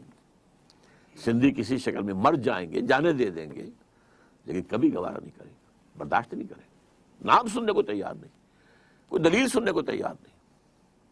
ہمارا یہ کمانڈو پریزیڈنٹ جو ہے، اس نے بڑی جرت سے کام لیا تھا، سندھ میں جا کے جلسے کیے، سندھ میں جا کے لوگوں سے گفتگویں کی، ڈائلاگ کیے، سب کچھ کیا، اور کہتا بنے گا، لازماً بنے گا، لازماً بنے گا، لیکن دین he had to retrace his steps۔ اب کہاں ہے، کہاں ذکر ہے؟ کہتے ہیں 2016 تک ہم کالا باغ ڈیم سمیت سب ڈیم بنا لیں گے، لیکن کہاں، کوئی امکان ہی نہیں ہے۔ اور 2016 تک پاکستان پہنچتا بھی ہے کہ نہیں، ورنہ رینڈ کارپوریشن اور دوسرے تھنک ٹینکس جو ہیں وہ تو سمجھتے ہیں کہ 2012 کے بعد پاکستان کا وجود نہیں ہوگا، یا میکسیمم 2020 تک، 2020، اس کے بعد پاکستان کے نام سے کوئی ملک دنیا میں نہیں ہوگا۔ اس سے پہلے بلکنائزیشن کی پیشن گوئی ہے کہ 6 حصوں میں پاکستان تقسیم ہو چکے گا۔ بلکنائزیشن، صرف تھوڑا سا پنجاب اور تھوڑا سا سندھ رہ جائے گا پاکستان، باقی بلوچستان آزاد ہوگا، پختون علاقہ سارا کا سارا۔ اب تو نقشہ انہوں نے بھیج دیا ہے، آپ نے پڑھا ہی ہوگا اخبارات کے اندر، جو ڈیفنس ڈپارٹمنٹ نے جو اب مڈل ایسٹ کا نیا نقشہ جو ان کے پیش نظر ہے، وہ یہ بات اپنی جگہ پر ہے، یہ ان کے پیش نظر ہے۔ اللہ کے پیش نظر کیا ہے یہ وہ جانتا ہے، ہوگا کیا یہ اللہ کو معلوم ہے، لیکن ان کا جو نقشہ ہے وہ تو یہ ہے۔ پاکستان کی پختون بیلٹ سارا NWFP، اور بلوچستان کے اندر بھی پختون حصہ جو ہے یہ افغانستان کو دے دیا جائے گا۔ آزاد کشمیر اور شمالی علاقہ جات لے کر انہیں جمع کر کے اور انڈین کشمیر کے ساتھ ملا کر یہ ایک آزاد کشمیر ہوگا، انڈیپینڈنٹ گریٹر کشمیر۔ کراچی اور اس کے ملحقہ علاقے جو ہیں یہ جناح پور یا لیاقت آباد بن جائیں گے، باقی رہ جائے گا تھوڑا سا حصہ جو ہے پنجاب کا اور تھوڑا سا سندھ کا، اللہ اللہ خیر سکا، یہ پاکستان ہوگا۔ اور یہ تو فرسٹ سٹیپ ہے۔ سیکنڈ سٹیپ یہ ہوگی کہ اس کا بھی وجود نہیں رہے گا، نام و نشان دنیا کے نقشے سے مٹ جائے گا، جیسے کہ پچھلی صدی کے آغاز میں آٹومان امپائر کا نام و نشان مٹ گیا، اور پچھلی صدی کے آخر میں USSR کا نام و نشان مٹ گیا۔ تو اسی طریقے سے ہو سکتا ہے اس ملک کا بھی ہو جائے، واللہ عالم، لیکن ہمیں اللہ کی جناب میں توبہ کرنی چاہیے اور اپنی اس منزل کو دوبارہ مستحضر کر کے اور کوئی عوامی اور انقلابی تحریک شروع کرنی چاہیے۔ What is the significance of ideology of Pakistan, یہ میں بیان کر چکا ہوں۔ آئیڈیالوجی کیا تھی؟ وہ یہ تھی، کس لیے ملک لیا، کس لیے لاکھوں جانیں جو ہے وہ تلف کروائیں، لاکھوں کی تعداد میں قتل ہوئے، not in thousands, lakhs۔ ہزارہا مسلمان عورتیں ریپ ہوئیں یا وہیں پر رہ گئیں، روک لیا گیا ان کو۔ اور mid 50s جو تھی، 1950s کے درمیان میں انڈیا کا اور پاکستان کا ایک معاہدہ ہو گیا تھا کہ یہ جو ایبڈکٹڈ ویمن ہیں، جو انڈین پنجاب کے اندر مسلمان ہیں اور جو پاکستانی پنجاب ہے اس میں ہندو اور سکھ ہیں، ان کی بازیابی کی جائے اور انہیں واپس کروایا جائے، مسلمانوں کو لایا جائے ویسٹ پنجاب، اور جو ہندو اور سکھ عورتیں ادھر رہ گئی ہیں یا رکھ لی گئی ہیں انہیں وہاں پہ بھیجا جائے۔ تو اس ٹیم کے اندر کام کرنے والے ایک شخص نے مجھے بتایا تھا، میں اس وقت میڈیکل کالج میں طالب علم تھا، کہ بہت سی مسلمان عورتوں نے ہمارے ساتھ آنے سے انکار کر دیا، اور کیسی عمدہ باتیں انہوں نے کہی ہیں۔ انہوں نے نمبر ایک تو یہ کہا، اب آئے ہو ہمیں لینے کے لیے، جبکہ یہاں ہمارے 2 3 بچے ہو چکے ہیں۔ عورت کے لیے تو بچہ اس کی جان ہے، اور اس سے بھی زیادہ بٹر ٹروتھ، تمہارے ہاں ہمیں اب قبول کون کرے گا؟ کوئی ہم سے شادی کرنا پسند کرے گا؟ وہاں کیا کریں گے؟ ہم کیا لیں گے وہاں جا کر؟ لیں گے کیا؟ اس کاسٹ پر یہ پاکستان بنایا تھا۔ آج تک حاصل کیا کیا ہے؟ ہمارے ہاں کوئی برلا اور ٹاٹا نہیں تھے، اب برلاؤں کے باپ ہم نے پیدا کر دیے، ٹاٹاؤں کے باپ پیدا کر دیے۔ جاگیرداری انڈیا میں فوراً ختم کی گئی اور یہاں ابھی تک برقرار ہے، قائم ہے۔ کچھ لوگوں کا کہنا یہ ہے کہ جاگیرداروں نے پاکستان بنوایا، اسلام کے نام پر زمینداری، ایبسنٹی لینڈ لارڈزم، اور یہ سارا جو ہے مزارعت اور یہ غیر حاضر زمینداری، یہ سارا نظام جو ہے اسلام کے نام پر چل رہا ہے۔ بہرحال، what is the significance of the ideology of Pakistan? How shall we prepare ourselves for the challenge? اس کے لیے میں نے مفصل تقریریں کی ہوئی ہیں۔ ایک لفظ ہے توبہ، لیکن توبہ 2 لیولز پر، ایک انڈیویجول لیول پر توبہ، اے اللہ ہم بھٹک گئے تھے، اے اللہ ہمیں معاف فرما دے۔ لیکن اس توبہ کا تقاضا کیا ہے؟ دیکھو اپنے وجود کو اور اپنے گھر کو اور اپنی معیشت کو اور معاشرت کو، جو چیز خلاف اسلام ہے نکال دو۔ اگر یہ نہیں کرتے تو کوئی توبہ نہیں ہے، سوال بکواس۔ آپ توبہ کی تسبیحیں پڑھتے رہیے، استغفر اللہ ربی من کل ذنب واتوب الیہ، لیکن جو خباثت کاروبار میں ہے وہ جاری رہے گی۔ حج کرائیں گے، 2 4 6 حج کیے ہوئے ہیں، لیکن جیسے جاتے ویسے ہی واپس آتے ہیں۔ جو سودی کاروبار کرتے ہوئے گئے تھے، آتے ہی فوراً دوبارہ اس کو شروع کرتے ہیں۔ یہ توبہ نہیں ہے۔ توبہ یہ ہے کہ اپنی ذات، اپنے گھر پہ تو آگے اختیار ہے نا، اگر نہیں تو ڈوب مرو۔ اگر اپنے گھر پر بھی اجی عورتیں نہیں مانتی ہیں تو تم مر جاؤ۔ حضور کے الفاظ دہرا رہا ہوں یہ، کہ جب تمہارے معاملات تمہاری عورتوں کے حوالے ہو جائیں گے، بطن الارض خیر لکم من ظہرہا، تو زمین کا پیٹ تمہارے لیے بہتر ہوگا کہ تم دفن ہو جاؤ اس میں، اس کی پیٹھ کی بجائے، کہ پیٹھ کے اوپر چلو پھرو، اس کی بجائے زمین کے پیٹ میں دفن ہو جانا بہتر ہوگا۔ اپنی ذات پر، اپنی معاشرت پر، اپنی معیشت پر۔ پاکستان میں تو ابھی تک کوئی اتا ترک پیدا نہیں ہوا جس نے برقع جو ہے زبردستی اتروایا ہو۔ جنہوں نے اتارا خود اتارا، بھائی 4 پیسے ہو گئے تو اب عورت کا پردہ ختم ہو گیا۔ پہلے برقع اترا، چادر آئی، چادر بھی پھر اوڑھنے کی شکل میں رہ گئی، اب جو ہے قمیضیں بھی جو ہے ٹائٹ۔ اب تو جو کچھ ہے میں اس میں کیا بیان کروں آپ سے؟ کیا اس لیے پاکستان بنایا تھا؟ ترقی ہوئی ہے اگر تو سرمایہ داری کو، اور ترقی ہوئی ہے اگر تو بے حیائی کو، 2 چیزوں کو ترقی ہوئی۔ This is all that we have got۔ تو یہ تلخ حقیقت ہے۔ توبہ افراد کریں، جو توبہ کر لیں، صحیح معنی میں توبہ، کہ اپنی زندگی سے غیر اسلامی کام فارغ کر دیں، اپنے گھروں میں جا کر شرعی پردہ نافذ کرو۔ نہیں کرتے تو تمہارا اسلام کے ساتھ کوئی تعلق نہیں۔ یہ شریعت کس لیے دی گئی تھی؟ یہ سورہ نور کے اندر اتنے احکام آئے ہیں، سورہ احزاب کے اندر اتنے احکام آئے، کس لیے ہیں؟ تلاوت کرو اور ثواب لے لو، اللہ اللہ خیر صلی اللہ۔ یہ بینک سے سارا معاملہ کر کے اب کاروبار چلا رہے ہیں، اپنا بڑھا رہے ہیں، کیا حرام نہیں ہے؟ ہمارے رگ و پے کے اندر حرام شرائط کیے ہوئے۔ تو پہلی بات کیا ہوگی؟ توبہ۔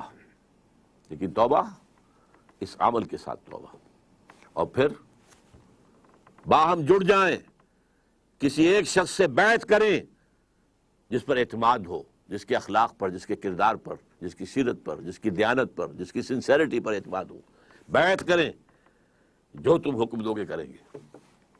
ہاں، شریعت کے خلاف کوئی حکم دو گے تو نہیں مانیں گے۔ Within the parameters of the sharia جو بھی آپ حکم دیں گے ہم کام کریں گے۔ مشورے دیں گے ہم، لیکن مشورہ رہے گا، یہ نہیں ہے کہ ہم کہیں کہ صاحب ہماری گنتی زیادہ ہے، ہماری بات چلے گی، آپ کون ہوتے ہیں امیر صاحب، آپ گھر بیٹھے۔ نہیں، یہ مغربی جمہوریت ہے، یہ اسلامی جمہوریت نہیں ہے۔ یہ تو ہے عوام کے کرنے کا کام کہ ایک انقلابی جد و جہد کے لیے انقلابی جماعت بنائیں۔ ہم نے اللہ کے فضل سے بنائی ہے، نیو رکھتی ہے، بنیادیں ہیں، اب کچھ تھوڑی تھوڑی تعمیر بھی اوپر ہو رہی ہے، لیکن یہ کہ اب آپ کے سامنے یہ بات پہلی مرتبہ رکھ رہا ہوں، تو آپ اگر چاہیں تو تنظیم اسلامی کے بارے میں لٹریچر جو ہے وہ حاصل کیجئے، پڑھیے، اس کے لوگوں کے ساتھ ملیے، اس کے قریب جائیے، ان کے قائدین کے قریب جائیے، دیکھیے کہ سنسیریٹی کی خوشبو آتی ہے کہ نہیں آتی۔ اور دوسری توبہ حکومت کی سطح پر، وہ توبہ کیا؟ پاکستان کا دستور منافقت کا پلندہ ہے، اس میں سے منافقت نکال کر باہر کر دیں۔ منافق کون ہوتا ہے؟ For all legal purposes he is a Muslim, but in reality he is kafir۔ all legal constitutional تقاضے اسلام کے ہمارے دستور میں پورے ہیں، محض ایک قرارداد مقاصد کے ساتھ بھی اگر یہ لکھ دیا جائے کہ this will take precedence over the whole of the constitution، تقاضا پورا ہو جائے۔ اس کے بعد یہ ہے کہ دفعہ 27 ہے، no legislation will be made repugnant to the Quran and the Sunnah، لیکن اس کو ٹائی اپ کر دیا گیا ہے council of Islamic ideology CII، اس کے ساتھ ideology, council of Islamic ideology, کہ یہ اب دیکھتے رہیں گے، یہ مشورہ دیتے رہیں گے، اس سے آگے دستور کچھ نہیں کہتا کیونکہ مشوروں کا کیا ہوگا، وہ کہیں پارلیمنٹ میں پیش ہوں گے بھی کہ نہیں ہوں گے۔ چنانچہ ان کے اوپر اربوں روپیہ خرچ ہوا ہے، بڑی بڑی تنخواہیں ہوتی ہیں جو بیٹھے ہوئے ہیں CII کے اندر، اور اس کے ان کے جو DA ہوتے ہیں، ان کو بڑے 5 اسٹار ہوٹلز میں وہ ٹھہرتے ہیں، ان کی جو رپورٹیں آتی ہیں، سفارشات آتی ہیں، وہ جا کر الماریوں میں ڈمپ ہو جاتی ہیں۔ کوئی اس کو آج تک کوئی جو ہے سفارش ان کی اسمبلی میں پیش تک نہیں ہوئی۔ تو حکومت یہ کرے کہ دستور کے اندر جو چور دروازے ہیں کہ پورا اسلام ہے لیکن بالفعل نہیں ہے، ہر چند کہیں کہ ہے نہیں ہے۔ یہ جو ہے غالب کا شعر ہے وحدت الوجود کے موضوع پر کہ ہستی کے بد فریب میں آ جائیو اسد، عالم تمام حلقہ دام خیال ہے، اور اسی میں ایک دوسرا شعر ہے ہر چند کہیں کہ ہے نہیں ہے۔ تو اسلام ہے اور نہیں ہے، ایفیکٹو نہیں ہے، لیکن ہے پورا اسلام موجود۔ تو یہ توبہ سرکاری سطح پر ہو، اس کے لیے ہم نے باقاعدہ دستور میں 19th امینڈمنٹ کا ایک مسودہ تیار کر کے شائع کیا، MMA کے لوگوں کو بھی دیا اور لوگوں کو دیا، کوئی بھی اسے لے کر اسمبلی میں کھڑا ہونے کو تیار نہیں ہوا۔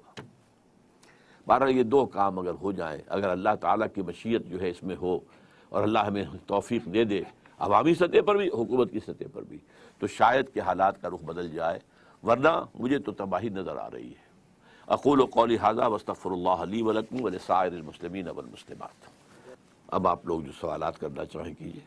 جو بینکس ہیں جن کا عام کنونشنل بینکس ہیں یا مغربی طرز نظام، پاکستان میں کوئی اسلامک بینک نہیں ہے، سب جھوٹ ہے، فساد ہے، دھوکہ ہے، فریب ہے۔ سود کے اوپر لیبل بدل دیا گیا ہے۔ میزان بینک کا دعویٰ ہے کہ ربا فری ہے۔ میں تو اپنی بات کر رہا ہوں نا، آپ اس وقت مجھ سے سوال کر رہے ہیں، میں جواب دے رہا ہوں۔ جی، یہ گلاس اگر نقد پر لیتے ہو تو 10 روپے کا ہے، 1 مہینے کے بعد پیسے دو گے تو 11 روپے کا ہے۔ وٹ از دس 1 روپی؟ بتائیے نا۔ ٹھیک ہے، نہیں 1 روپیہ اس پہ چارج کر رہے ہیں۔ کیا چارج کیا ہے؟ وہ ان کا دعویٰ تو ہے کہ پروفٹ ہے۔ یہ پہلے سے طے شدہ پروفٹ ہی کا نام سود ہے۔ کوئی بینک نہیں، سب یہ دھوکہ ہے، فریب ہے، یا وہ میزان ہو، الفلاح ہو، کوئی بھی ہو۔ جی ڈاکٹر صاحب، لوگ کہتے ہیں کہ مذہب کے نام پہ 2 مملکتیں وجود میں آئی دنیا میں، ایک اسرائیل اور ایک Pakistan. How come Israel has gone so far اور Pakistan is coming down and down? اس کی کیا وجہ ہے بیسک آپ کے نزدیک؟ بہت عمدہ سوال ہے آپ کا۔ اصل میں پہلا سٹیٹمنٹ ہی غلط ہے۔ مذہب کے نام پر صرف ایک مملکت وجود میں آئی ہے اور وہ پاکستان ہے. اسرائیل مذہب کے نام پر نہیں قائم ہوا. وہ ایک ریشیل، بنی اسرائیل ایک نسلی عصبیت ہے. وہ ریشیسٹ گورنمنٹ ہے، ریشیسٹ اسٹیٹ ہے. وہاں پر بھی کوئی انہوں نے آ کر شریعت موسوی نافذ نہیں کی، نہیں، جیسے ہمارا حال ہے ویسے ان کا ہے. لیکن ریشیل ان کے درمیان جو ہے اتحاد وہ بہت مضبوط ہے. اس کے بل پر وہ چل رہے ہیں. اور نمبر دو، وہ چونکہ اعلی کار بن گئے امریکہ کا، یا امریکہ اعلی کار بن گیا ان کا، اٹ گوز بوتھ ویز. لہذا وہ ورلڈ دی جو سول سپریم پاور آن ارتھ ہے وہ سپورٹ کر رہی ہے. پاکستان بھی اب تک اگر بچا تھا تو وہ امریکہ کی سپورٹ سے ہی بچا تھا. صاحب یہ فرمائیے گا کہ مغربی تہذیبوں کی مسلمانوں کے خلاف جنگ تو شروع ہو چکی ہے. آپ نے ٹیلی ویژن پہ بھی کئی مرتبہ اس طرح کے لیکچرز میں نے آپ کے سنے ہیں. تو اس وقت دنیا میں 56-57 اسلامی ممالک ہیں. کیا ضروری ہے کہ یہ سارے 56-57 ممالک اسی یونائٹڈ نیشنز کے ممبر رہیں؟ اپنی یونائٹڈ نیشنز علیحدہ سے بنا کے ان کا مقابلہ کیا نہیں کر سکیں گے؟ پہلی بات تو آپ کے سوال میں بھی میں کہوں گا کہ آپ نے غلط لفظ استعمال کیا. یہ اسلامی ملک نہیں ہے، یہ مسلم ممالک ہے. These are Muslim countries. None of them is Islamic. None of them. کوئی ملک دنیا میں اس وقت اسلامی نہیں ہے. باقی جو بات آپ کہہ رہے ہیں یہ ایک اچھا خواب ہے، لیکن اس خواب کی تعبیر عالم واقعہ میں آنی بہت مشکل ہے. پہلے دنیا بائی پولر تھی تو کچھ مسلمان ممالک جو امریکہ کی گود میں تھے، کچھ روس کی گود میں تھے. اب یونی پولر ہو گئی ہے تو تقریباً تمام مسلمان ممالک جو ہیں وہ امریکہ کی گود میں ہیں. اس سے باہر نکلنا کوئی آسان کام ہے. ہاں اگر آپ پاکستان میں انقلاب برپا کریں تو ایک تھوڑی سی جو ہے جھلک ایران نے دکھائی تھی، آنکھوں میں آنکھیں ڈال کر باتیں کی تھی. اور ان کے جو اپنے پاس رکھ لیے تھے وہ جو کچھ لوگ جو اغوا کیے گئے تھے، کیا انہیں کہتے تھے، جو امریکن کچھ پرزنرز بنا لیے تھے، ان کو رہا کرنے سے انکار کیا تھا. اور امریکہ کا مشن بھی آیا تھا انہیں لینے کے لیے اور بری طریقے سے برباد ہوا تھا. جیسے کہ الم تر کیف فعل ربک باصحاب الفیل، وہی واقع ہو گیا تھا. تو جرأت، ہاں وہاں چونکہ انہوں نے ایک انقلاب برپا کیا تھا. میں اسے ٹوٹل اسلامی انقلاب نہیں مانتا، لیکن انقلاب تو تھا. بادشاہ کو بھگایا، اپنے علماء کی حکومت قائم کر دی. تو چونکہ 20,000 سے یا 25,000 تک جانیں دے کر انقلاب برپا کیا تھا، لہذا ان میں جرأت تھی، کھڑے ہو گئے. آج بھی ایک ہی ملک ہے جو کچھ آنکھوں میں آنکھیں ڈال کر بات کر رہا ہے. آپ کو معلوم ہے کہ محمود احمدی نژاد جو ہے اس کو دنیا پاگل کہہ رہی ہے اس وقت، لیکن وہ ہے بات کر رہا ہے. واللہ عالم کیا بنے گا یہ تو میں نہیں کہہ سکتا، لیکن یہ خواب ہے، اس سے زیادہ نہیں. میں بلکہ آپ کو بتا دوں کہ امت مسلمہ کی وحدت کا سب سے بڑا حدی خواں علامہ اقبال تھے، سب سے بڑے. لیکن انہوں نے بھی مان لیا تھا اپنے لیکچرز میں، ریکنسٹرکشن میں، there is no one Muslim ummah present at this time. Instead we have a number of Muslim nations. وہ مسلم نیشنز جو ہیں وہ اب مسلم سٹیٹس بن گئی ہیں. بس امت کہاں ہے؟ امہ امہ امہ امہ امہ کس بلا کا نام ہے؟ کہاں ہے امہ؟ یہ آپ کے ذہن کا تصور ہے، اس کا کوئی وجود حقیقت میں نہیں ہے. امہ امام کے ساتھ ہوتا ہے. کون ہے امام تمہارا؟ امہ یا امو، امامت کرنا، امام، اسی سے لفظ امت بنا ہے. ایک آپ کا اگر کوئی سربراہ ہو پوری دنیا میں مسلمانوں کا، تب تو یہ امہ ہے، ورنہ امہ کہاں ہے؟ یہ تو مختلف قسم کی نسل، مختلف نسل کی بھیڑیں بکریاں ہیں جو علیحدہ علیحدہ جو ہے اپنے اپنے دربوں باڑوں کے اندر بند ہیں. جی یہ جو کاروباری لوگ ہیں، جب کسی مال کی قیمت گرتی ہے تو وہ اس کو گرا کر بیچتے نہیں ہیں. وہ کہتے ہیں جی ہم نے تو پرانی قیمت پہ خریدا ہے، جب یہ مال نکل جائے گا، نیا آئے گا تو پھر ہم نئی قیمت پہ، کم قیمت پہ دیں. تو کیا یہ بھی سود نہیں ہوا کہ وہ کہتے ہیں ہمیں نفع ہی نفع ہو، نقصان نہ ہو تجارت میں؟ اصل میں ایسا ہے، اگر کوئی شخص اپنا مال روکنا چاہتا ہے تو اس کا اختیار ہے، بشرطے کہ مارکیٹ کے اندر اویلیبل ہو مال. اگر مال مارکیٹ میں سرے سے اویلیبل نہ رہے، ہولڈنگ ہو جائے تو یہ حرام ہے. سود کا نہ آپ اطلاق کیجیے، اس پر ہولڈنگ ہے. ہولڈنگ جو ہے احتکار حرام ہے.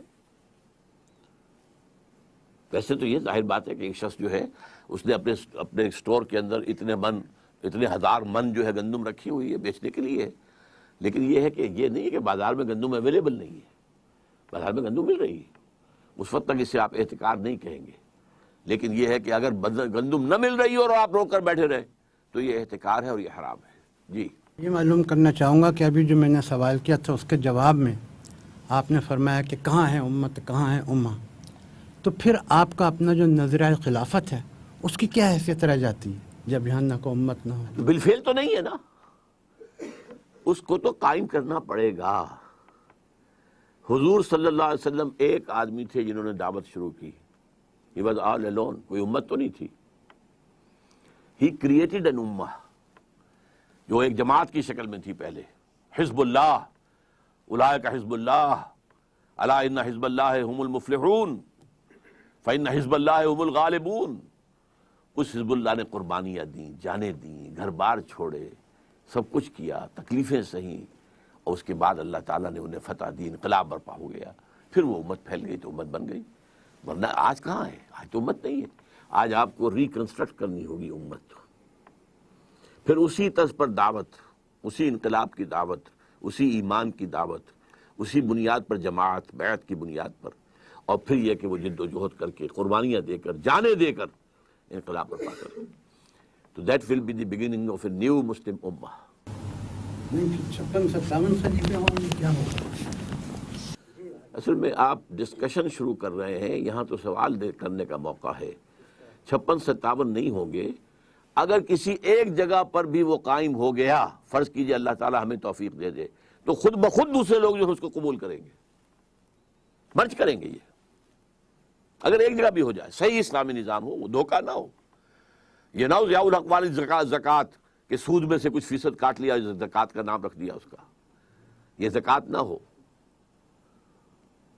یہ شریعت کورٹ نہ ہو جس کے اوپر 2 ہتکڑیاں بھی ہیں، 2 بیڑیاں بھی پڑی ہوئی ہیں. یہ نہ ہو. اگر وہ توبہ حکومت کی سطح پر بھی ہو گئی ہے، عوامی سطح پر بھی، اور پھر انقلاب برپا ہوگا، تو یہ ایک تو لائٹ ہاؤس ہوگا. یہ الفاظ قائد اعظم نے استعمال کیے تھے. ہم چاہتے ہیں کہ عہد حاضر میں اسلام کے اصول حریت و اخوت و مساوات کا ایک نمونہ دنیا کے سامنے پیش کریں، تاکہ یہ عالم انسانی کے لیے، نوع انسانی کے لیے لائٹ ہاؤس بن جائے. جی. اور کسی بھی برائی کا ساتھ دینے والا وہ بھی اسی میں شامل ہوتا ہے، چاہے وہ اس برائی میں خود شامل نہ ہو. جس طرح بینک ہیں، اب اس میں ہم لوگ اپنے پیسے جمع کراتے ہیں، لیکن وہ تو اس پیسے سے بھی سودی کاروبار کرتے ہیں. کیا ہمارا ان بینکوں میں پیسہ رکھنا جائز ہے؟ میرے نزدیک بینک میں پیسہ رکھنا ایک تو ہو سکتا ہے کہ آپ نے وہ سیونگ بینک کا اکاؤنٹ رکھا ہو، سود لے رہے ہو تو حرام. اگر آپ نے فکس ڈپازٹ کیا ہے اس کے اوپر سود لے رہے ہیں تو حرام. البتہ یہ کہ اگر آپ کرنٹ اکاؤنٹ رکھیں تو میں اسے حرام نہیں کہوں گا، اگرچہ مناسب یہ بھی نہیں ہے، کیونکہ آپ نے جو بات کہی صحیح ہے کہ یو آر سپورٹنگ دیم. لیکن اب کیا کریں؟ ویسے بھی ٹرانزیکشن کے لیے بھی، کاروبار کے اندر پیسہ یہاں سے وہاں بھیجنا ہے، کیا کریں، کس طرح کریں؟ سروسز ہیں بینک کی، وہ جائز ہیں، وہ حرام نہیں ہے. اگر آپ ٹی ٹی بھیجتے ہیں اور اس کے اوپر وہ کچھ پیسے جو ہیں اپنا کمیشن دیتے ہیں، جائز ہے. تو سروسز جائز ہیں. اگر وہ انہوں نے کوئی جو ہے وہ بنا دیے ہیں جو اسٹرانگ باکسز ہوتے ہیں اور ان کے اندر آپ نے اپنے کچھ ویلیویبلز آ کے رکھ دیے ہیں تو جائز، آپ کرایہ دیں گے اس کا. تو اسی طریقے سے معاملہ ہے. لیکن یہ کہ مناسب نہیں ہے. مناسب یہ ہے کہ آپ نہ رکھیں کچھ بھی وہاں پر. اگر آپ کے پاس کچھ ہے ہی تو بہتر ہے کہ اسے ریئل پراپرٹی کے اندر، ریئل اسٹیٹ کے اندر انویسٹ کریں، کسی اور طرح پہ رکھیں، سونا لے کر رکھ لیں، لیکن تحت الامکان کوشش کریں کہ بینک میں نہ رکھیں. آپ نے کہا کہ یہ سودی نظام ہے سارا بینک کا، تو جو لوگ بینک میں کام کرتے ہیں as a soft where engineer یا ایز اے کمپیوٹر آپریٹر، جن کا اس لین دین سے کوئی تعلق نہیں ہے، ان کو جو ملے گی سیلری، کیا وہ بھی حرام کی اس میں آئے گی؟ کہ میں یہاں فتویٰ دینے کے لیے نہیں بیٹھا ہوں. مناسب ہے کہ بینک کی سروس نہ کی جائے، میں یہ مشورہ دے سکتا ہوں، کیونکہ بینک جو ہے وہ 100% سود کا معاملہ ہے. بیسک پروپوزیشن کیا ہے کہ کم شرح سود کے اوپر لوگوں سے ڈپازٹ لو اور زیادہ شرح سود کے اوپر لوگوں کو ڈپازٹ دو، تو اس کی آمد بھی اور اس کی رفت بھی دونوں سود پر ہیں. تو میرے نزدیک جو ہے اس کی ملازمت چھوڑ کر اگر 20,000 کی ملازمت کی جگہ کوئی جگہ پر آپ کو 10,000 کی مل جائے تو وہ بہتر ہے. البتہ یہ میں آپ کو بتا دوں کہ کوئی شخص بھی ہم میں سے 100% سود سے فارغ نہیں ہے. ہماری فضا میں سود ہے، ہماری غذا میں سود ہے. جو گندم کا دانہ ہمارے اندر جاتا ہے اس کے اندر سود شامل ہے. اس کے لیے بیج خریدا گیا تھا سودی قرضے پر، اس کے لیے پیسٹی سائڈز خریدے گئے تھے سودی قرضے پر، اس کے لیے کھاد لی گئی تھی سودی قرضے پر، اس کے لیے اگر ٹریکٹر لیا گیا تھا سودی قرضے پر. ایک ایک دانے میں سود ہے. تو حضور نے فرمایا تھا کہ ایک زمانہ آئے گا کہ چاہے کوئی شخص سود کھائے نہ، لیکن سود اس کے اندر سود کا غبار یا دخان ضرور جائے گا. اگر ہوا میں ڈسٹ سسپینشن ہے تو آپ سانس لیں گے تو وہ ڈسٹ تو آپ کے اندر جائے گی. اگر اس کمرے میں خدا نہ خواستہ اس وقت کوئی ایسی شکل ہو جائے کہ دھواں بھر جائے تو سانس لینے کے لیے آپ کو جینے کے لیے سانس لینا ہے اور سانس کے ساتھ دھواں جائے گا. یہ دو ہی الفاظ حضور نے استعمال کیے، غبار اور دخان. یہ تو جائے گا، یہ تو ہر ایک کے اندر جا رہا ہے. لیکن جہاں ڈائریکٹ ٹرانزیکشن سود کی ہو رہی ہے اس سے تو بچے کم سے کم. ڈاکٹر صاحب، ہمیں پاکستان کی نظریاتی اور جغرافیائی سرحدوں کی حفاظت کے لیے مستقبل میں کیا شارٹ ٹرم اور لانگ ٹرم منصوبے بنانے ہوں گے کہ پاکستان کو بچایا جا سکے؟ جتنا کچھ میں بتا سکتا ہوں بتا چکا ہوں. اسے آپ شارٹ ٹرم کہیں لانگ ٹرم کہیں، پہلے خود توبہ کریں. اللہ کرے کہ پاکستان میں کروڑوں افراد توبہ کر لیں، اجتماعی توبہ. جیسے حضرت یونس علیہ السلام کی قوم نے اجتماعی توبہ کی تھی تو عذاب آیا ہوا ٹل گیا تھا. ایسی اگر کوئی اجتماعی توبہ ہو جائے، اور یہ اللہ تعالیٰ دلوں کو بدل سکتا ہے، اللہ کی قدرت سے بعید نہیں ہے، لیکن بظاہر ہمیں اس کے کوئی آثار نظر نہیں آ رہے. پہلے یہ توبہ، پھر دستوری اعتبار سے طے کر کے اور دستور کے تحت جو ہے اسلامی قوانین کی تنفیذ شروع ہو جائے. انشاءاللہ اس عمل کے شروع ہوتے ہی اللہ کی مدد شامل حال ہو جائے گی. پھر اسلام ہمیں جوڑ دے گا. ظاہر بات ہے کہ ایک سندھی کو پنجابی سے جوڑنے والی شے کیا ہے؟ ایک پٹھان کو سندھی سے جوڑنے والی کیا شے ہے؟ ایک بلوچ کو پنجابی سے جوڑنے والی کیا شے ہے؟ سوائے اسلام کے ہمارے پاس تو کوئی بنیاد نہیں ہے.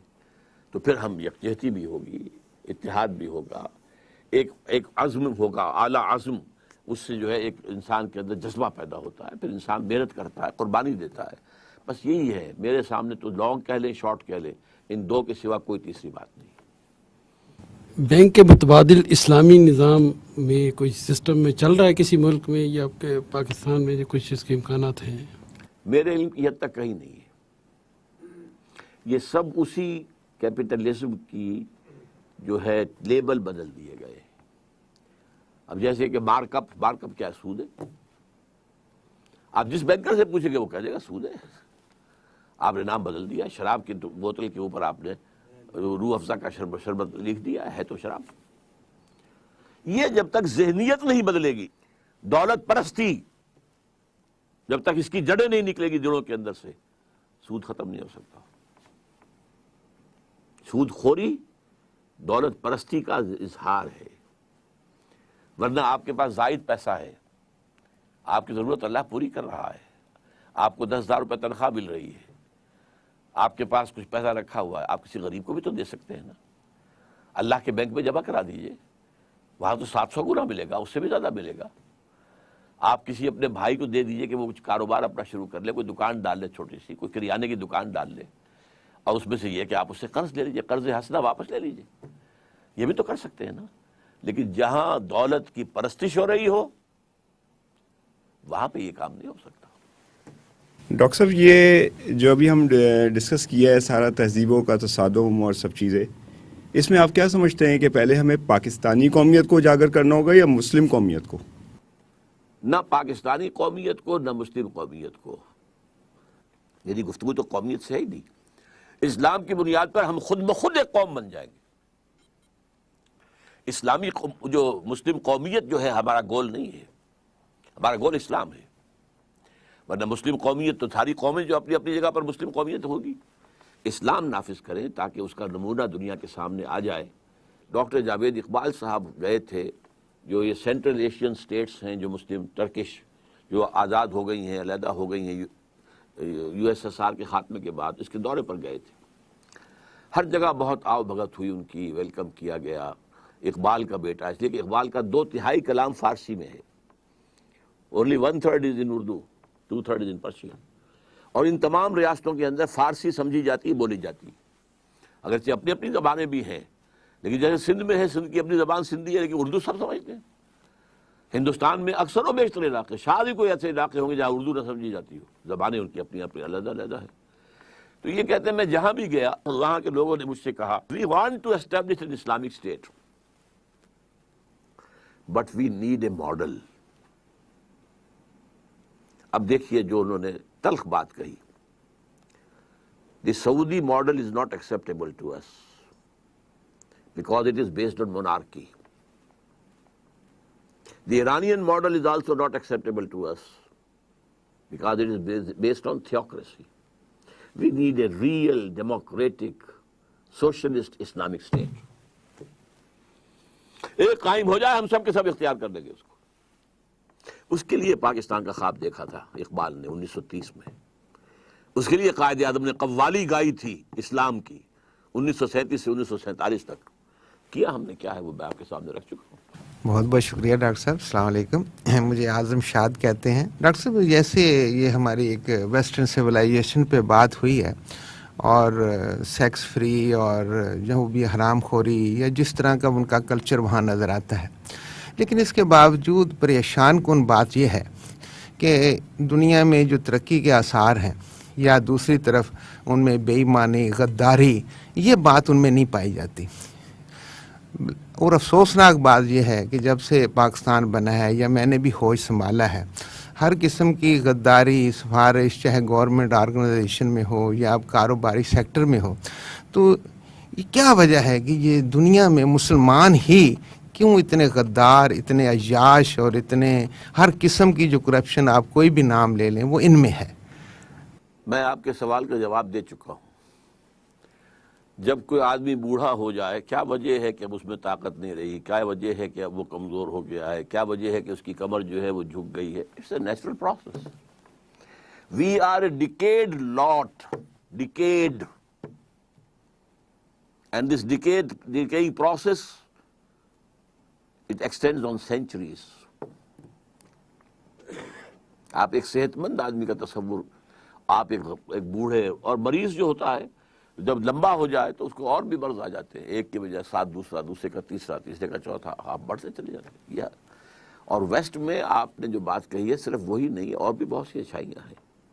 میں نے کہا تھا نا وہ اٹھنے والی قومیں تھیں. یہ اٹھنے والی قوموں کے اندر کوئی اوصاف ہوتے ہیں. ویسٹ نے جس طریقے سے سوشلزم نظام قائم کیا ہے، اسکینڈینیوین سوشلزم، جس طرح ہر انسان کی بنیادی ضروریات کی گارنٹی ہے. یہ تو تاریخ میں پہلے صرف ایک دفعہ ہوا تھا، حضور کے زمانے میں نہیں بلکہ خلافت راشدہ میں. ہر شخص اس کی بیسک ضروریات انڈر رائٹ. وہاں کیا ہے؟ آپ چلے جائیے ناروے میں، آپ چلے جائیے ڈنمارک میں، کوئی ملکہ ہے یا بادشاہ ہے، وہ بھی اسی ہسپتال میں اس کا علاج ہوگا جس میں ایک غریب ترین آدمی کا علاج ہوتا ہے. غریب ترین آدمی کا بھی کوئی وہاں پر علاج کی کوئی قیمت نہیں لی جائے گی. ملکہ کا کوئی بیٹا ہے شہزادہ، وہ انہی اسکولوں میں پڑھے گا جس میں سب لوگ پڑھ رہے ہیں. ایک ہی اسکول ہے، کوئی ایچ ایس این کالجز اور فلاں اور یہ بیکن ہاؤس، یہ چیزیں کہیں بھی نہیں. اور سب کے لیے ایجوکیشن فری، میڈیکل معاملہ فری. آپ اگر وہاں کام کر رہے تھے، کسی وجہ سے آپ کے بازو جو ہے اس پہ کوئی نقصان ہو گیا، آپ کا لائف پینشن آپ کو مل جائے گی. ہمارے بہت سے پاکستانی لوگ جو مس یوز کرتے ہیں ان کو، جان بوجھ کر اس طرح کی بیماری کا لبادہ اوڑھ لیتے ہیں کہ مس فٹ ہو جائیں اور پینشن مل جائے، اور یہاں آ کر بیٹھ کر پینشن کھاتے ہیں. ڈپٹی کمشنر کی تنخواہ اتنی نہیں ہوتی جتنی پینشن ان کو یہاں مل جاتی ہے. تو اچھائیاں بہت ہیں ان میں. اب یہی مثلاً کہ وہ اپنے ہاں کتوں اور بلیوں پر بھی کوئی بے رحمی گوارا نہیں کر سکتے، ٹھیک، لیکن انٹرنیشنل لیول پر ان سے زیادہ بدماش، ان سے زیادہ بے رحم، ان سے زیادہ ظالم، ان سے بڑا ٹیررسٹ کوئی نہیں ہے. کیا کیا انہوں نے عراق کے اندر، کیا کیا افغانستان کے اندر. یہ رحیم قوم ہے، یہ مہذب قوم ہے. لیکن ایک لوکل لیول کے اوپر اپنے نیشنلزم، اپنی قوم کو دھوکہ نہیں دینا، باقی سب کو دینا ہے. اپنی قوم سے جھوٹ نہیں بولنا، باقی سب سے بولنا ہے. یہ ان کی تہذیب ہے. لیکن ہم ڈیکیڈ ہیں، ہمیں تو ایک ریکنسٹرکشن کی ضرورت ہے. یا تو اللہ تعالیٰ کسی بالکل نئی قوم کو ایک نیسنٹ پوٹینشیل کے ساتھ حلقہ اسلام میں داخل کر دے، یہ بھی ہو سکتا ہے. ونس اٹ ہیز ہیپنڈ، تاتاریوں کے ہاتھوں کروڑوں مسلمان قتل اور اسلام کے ہاتھوں وہی تاتاری مفتو ہو گئے. ہو سکتا ہے اب بھی اللہ اگر یہ توفیق چینیوں کو دے دے، نیسنٹ پوٹینشیل ان کے اندر ہے. اللہ اگر یہ توفیق جاپانیوں کو دے دے. قرآن مجید میں تو وعید موجود ہے نا، سورہ محمد صلی اللہ علیہ وسلم کے آخر میں، ان تتولوا یستبدل قوما غیرکم. اے عربو، اے محمد کی قوم صلی اللہ علیہ وسلم، اگر تم نے پیٹھ دکھا دی اس مشن کو جو تمہیں دیا گیا ہے، تمہیں ہٹا کر کسی اور قوم کو لے آئیں گے. This is what happened in 13th century. سقوط بغداد جب ہوا ہے تو آخری خلیفہ مستعصم باللہ اس کو محل میں سے گھسیٹ کر نکالا ہے باہر، ایک جانور کی کھال میں لپیٹ کر سڑک پر ڈال دیا ہے، اور تاتاریوں نے گھوڑوں دوڑائے ہیں اور صبح سے کچل دیا. And that was the seal on the fate of the Arabs as a nation. اس کے بعد عرب نہیں اٹھ سکے. پھر ترکوں کا دور رہا 400 برس تک، 500 برس تک. اب بھی یہ ہے کہ بعض عرب ممالک میں پیسہ ہے، لیکن عزت نام کی کوئی شے ہے دنیا میں ان کے لیے؟ Do they command as respect? جی چلے. ابھی ڈاکٹر صاحب آپ نے لفظ استعمال کیا ٹیررسٹ یا ٹیررزم، دہشت گردی. اس کو ڈیفائن کوئی نہیں کرتا. ہمارے لیڈران کرام بھی اس کو کہتے ہیں ٹیررسٹ. افغانستان کو ہمارے لوگ جائیں تو ٹیررسٹ، کشمیر میں ہمارے لوگ اپنی آزادی کے لیے لڑیں تو ٹیررسٹ، لبنان فلسطین کے لوگ وہ کریں ٹیررسٹ. یہ کیا ہوتی ہے ٹیررزم اور ٹیررسٹ؟ اصل میں دائیں بائیں اگر جائیں گے تو سوالات بہت سے ہو جائیں گے.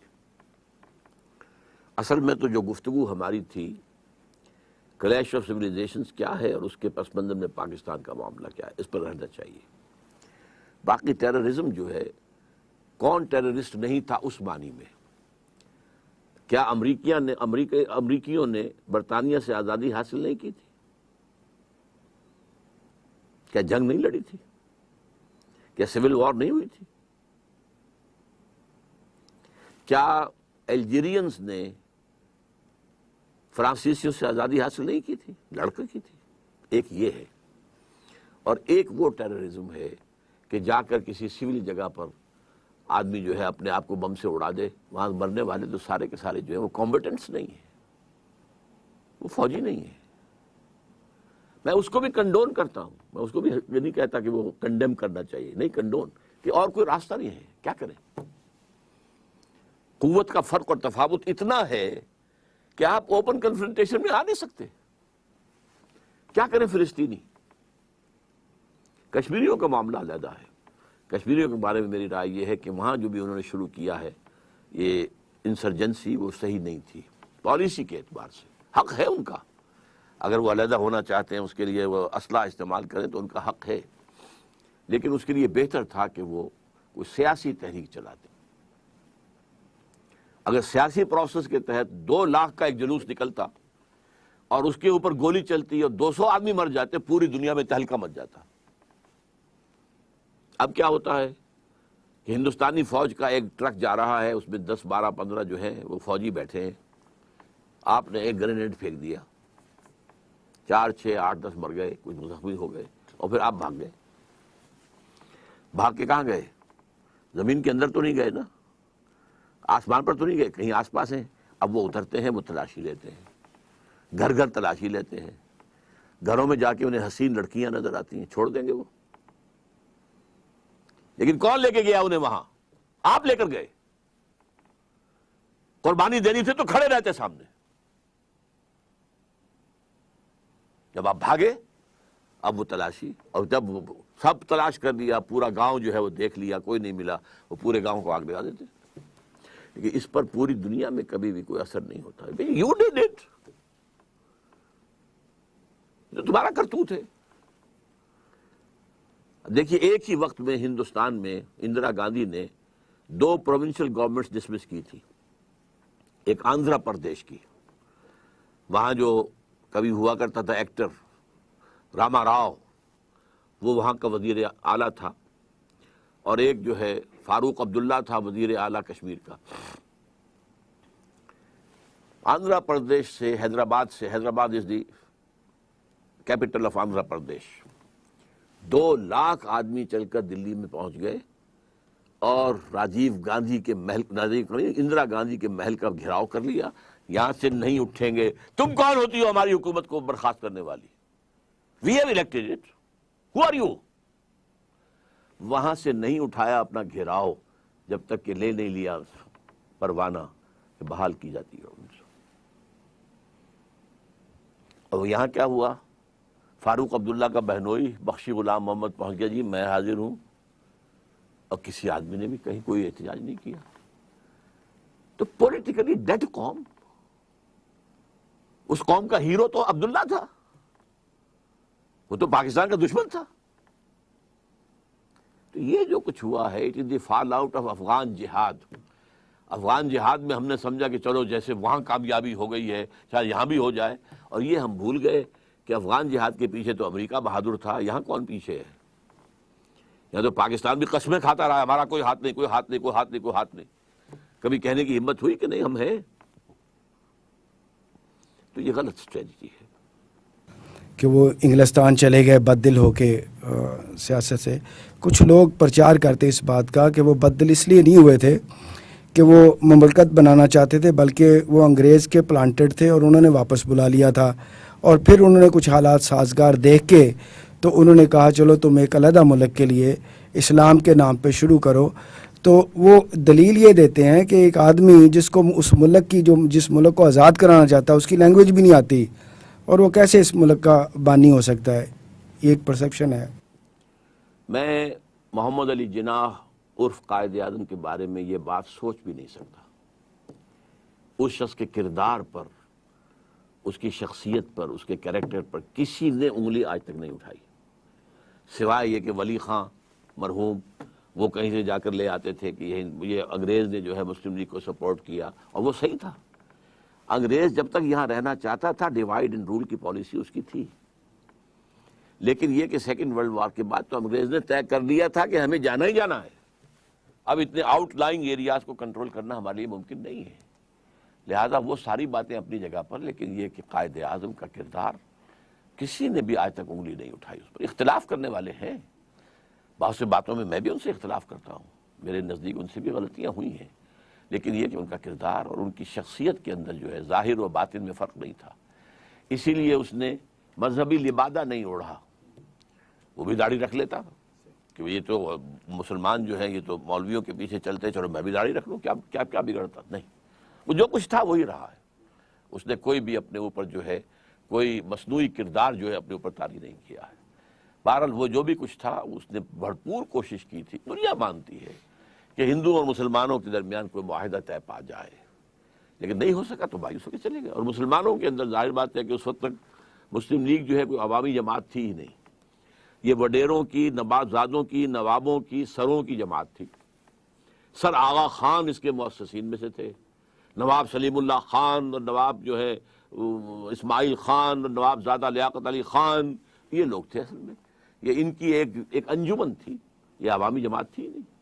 قائد اعظم نے آ کر اسے عوامی جماعت بنایا ہے، وہ سلوگن دیا ہے، قوم کے نفس پر ہاتھ رکھا ہے، اسلام کے نام پر یہ کھڑی ہوگی، لیکن اسلام بھی ڈڈنٹ مین اٹ۔ ممکن ہو سکا تو میں آپ کو ایک ورقہ یہاں تقسیم کروا دوں گا، میرے دوست رحیم الدین صاحب انشاءاللہ دے دیں گے، جس میں علامہ اقبال کا ایک اقتباس اور قائد اعظم کا ایک اقتباس جو ہے ان کے انتقال سے چند دن پہلے کا، وہ ذرا آپ پڑھ لیجئے گا۔ سبحانک اللہم و بحمدک نشہد ان لا الہ الا انت نستغفرک و نتوب الیک۔